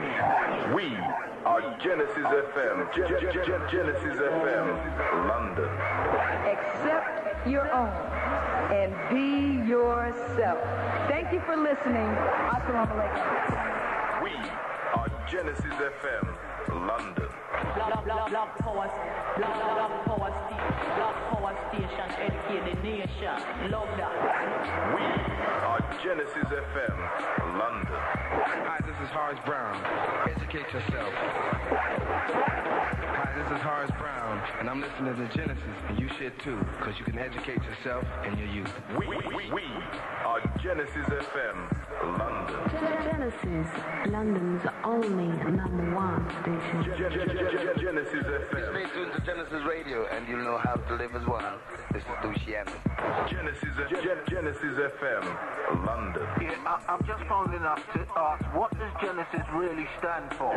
Unity in the community. Lennox Lewis said that. We are Genesis FM, London's only #1 station. Genesis the Pullman Radio. Yo, how much time we have a want so the gun for us drop out of the palm, you know? His Imperial Majesty's work, a sizzler said that, when I put it down now. The People Station. The People Station. Genesis FM. Genesis Station. Dedicated to the younger generation. Shots almighty. We are the People Station. Oh my goodness. What would I do without Genesis? Genesis FM. Hi, this is Sylvia Fella, and I tune into Genesis because they reach. We are the People Station. We are the people station. We are the people station. We are Genesis FM. Genesis FM, London. We are the people station.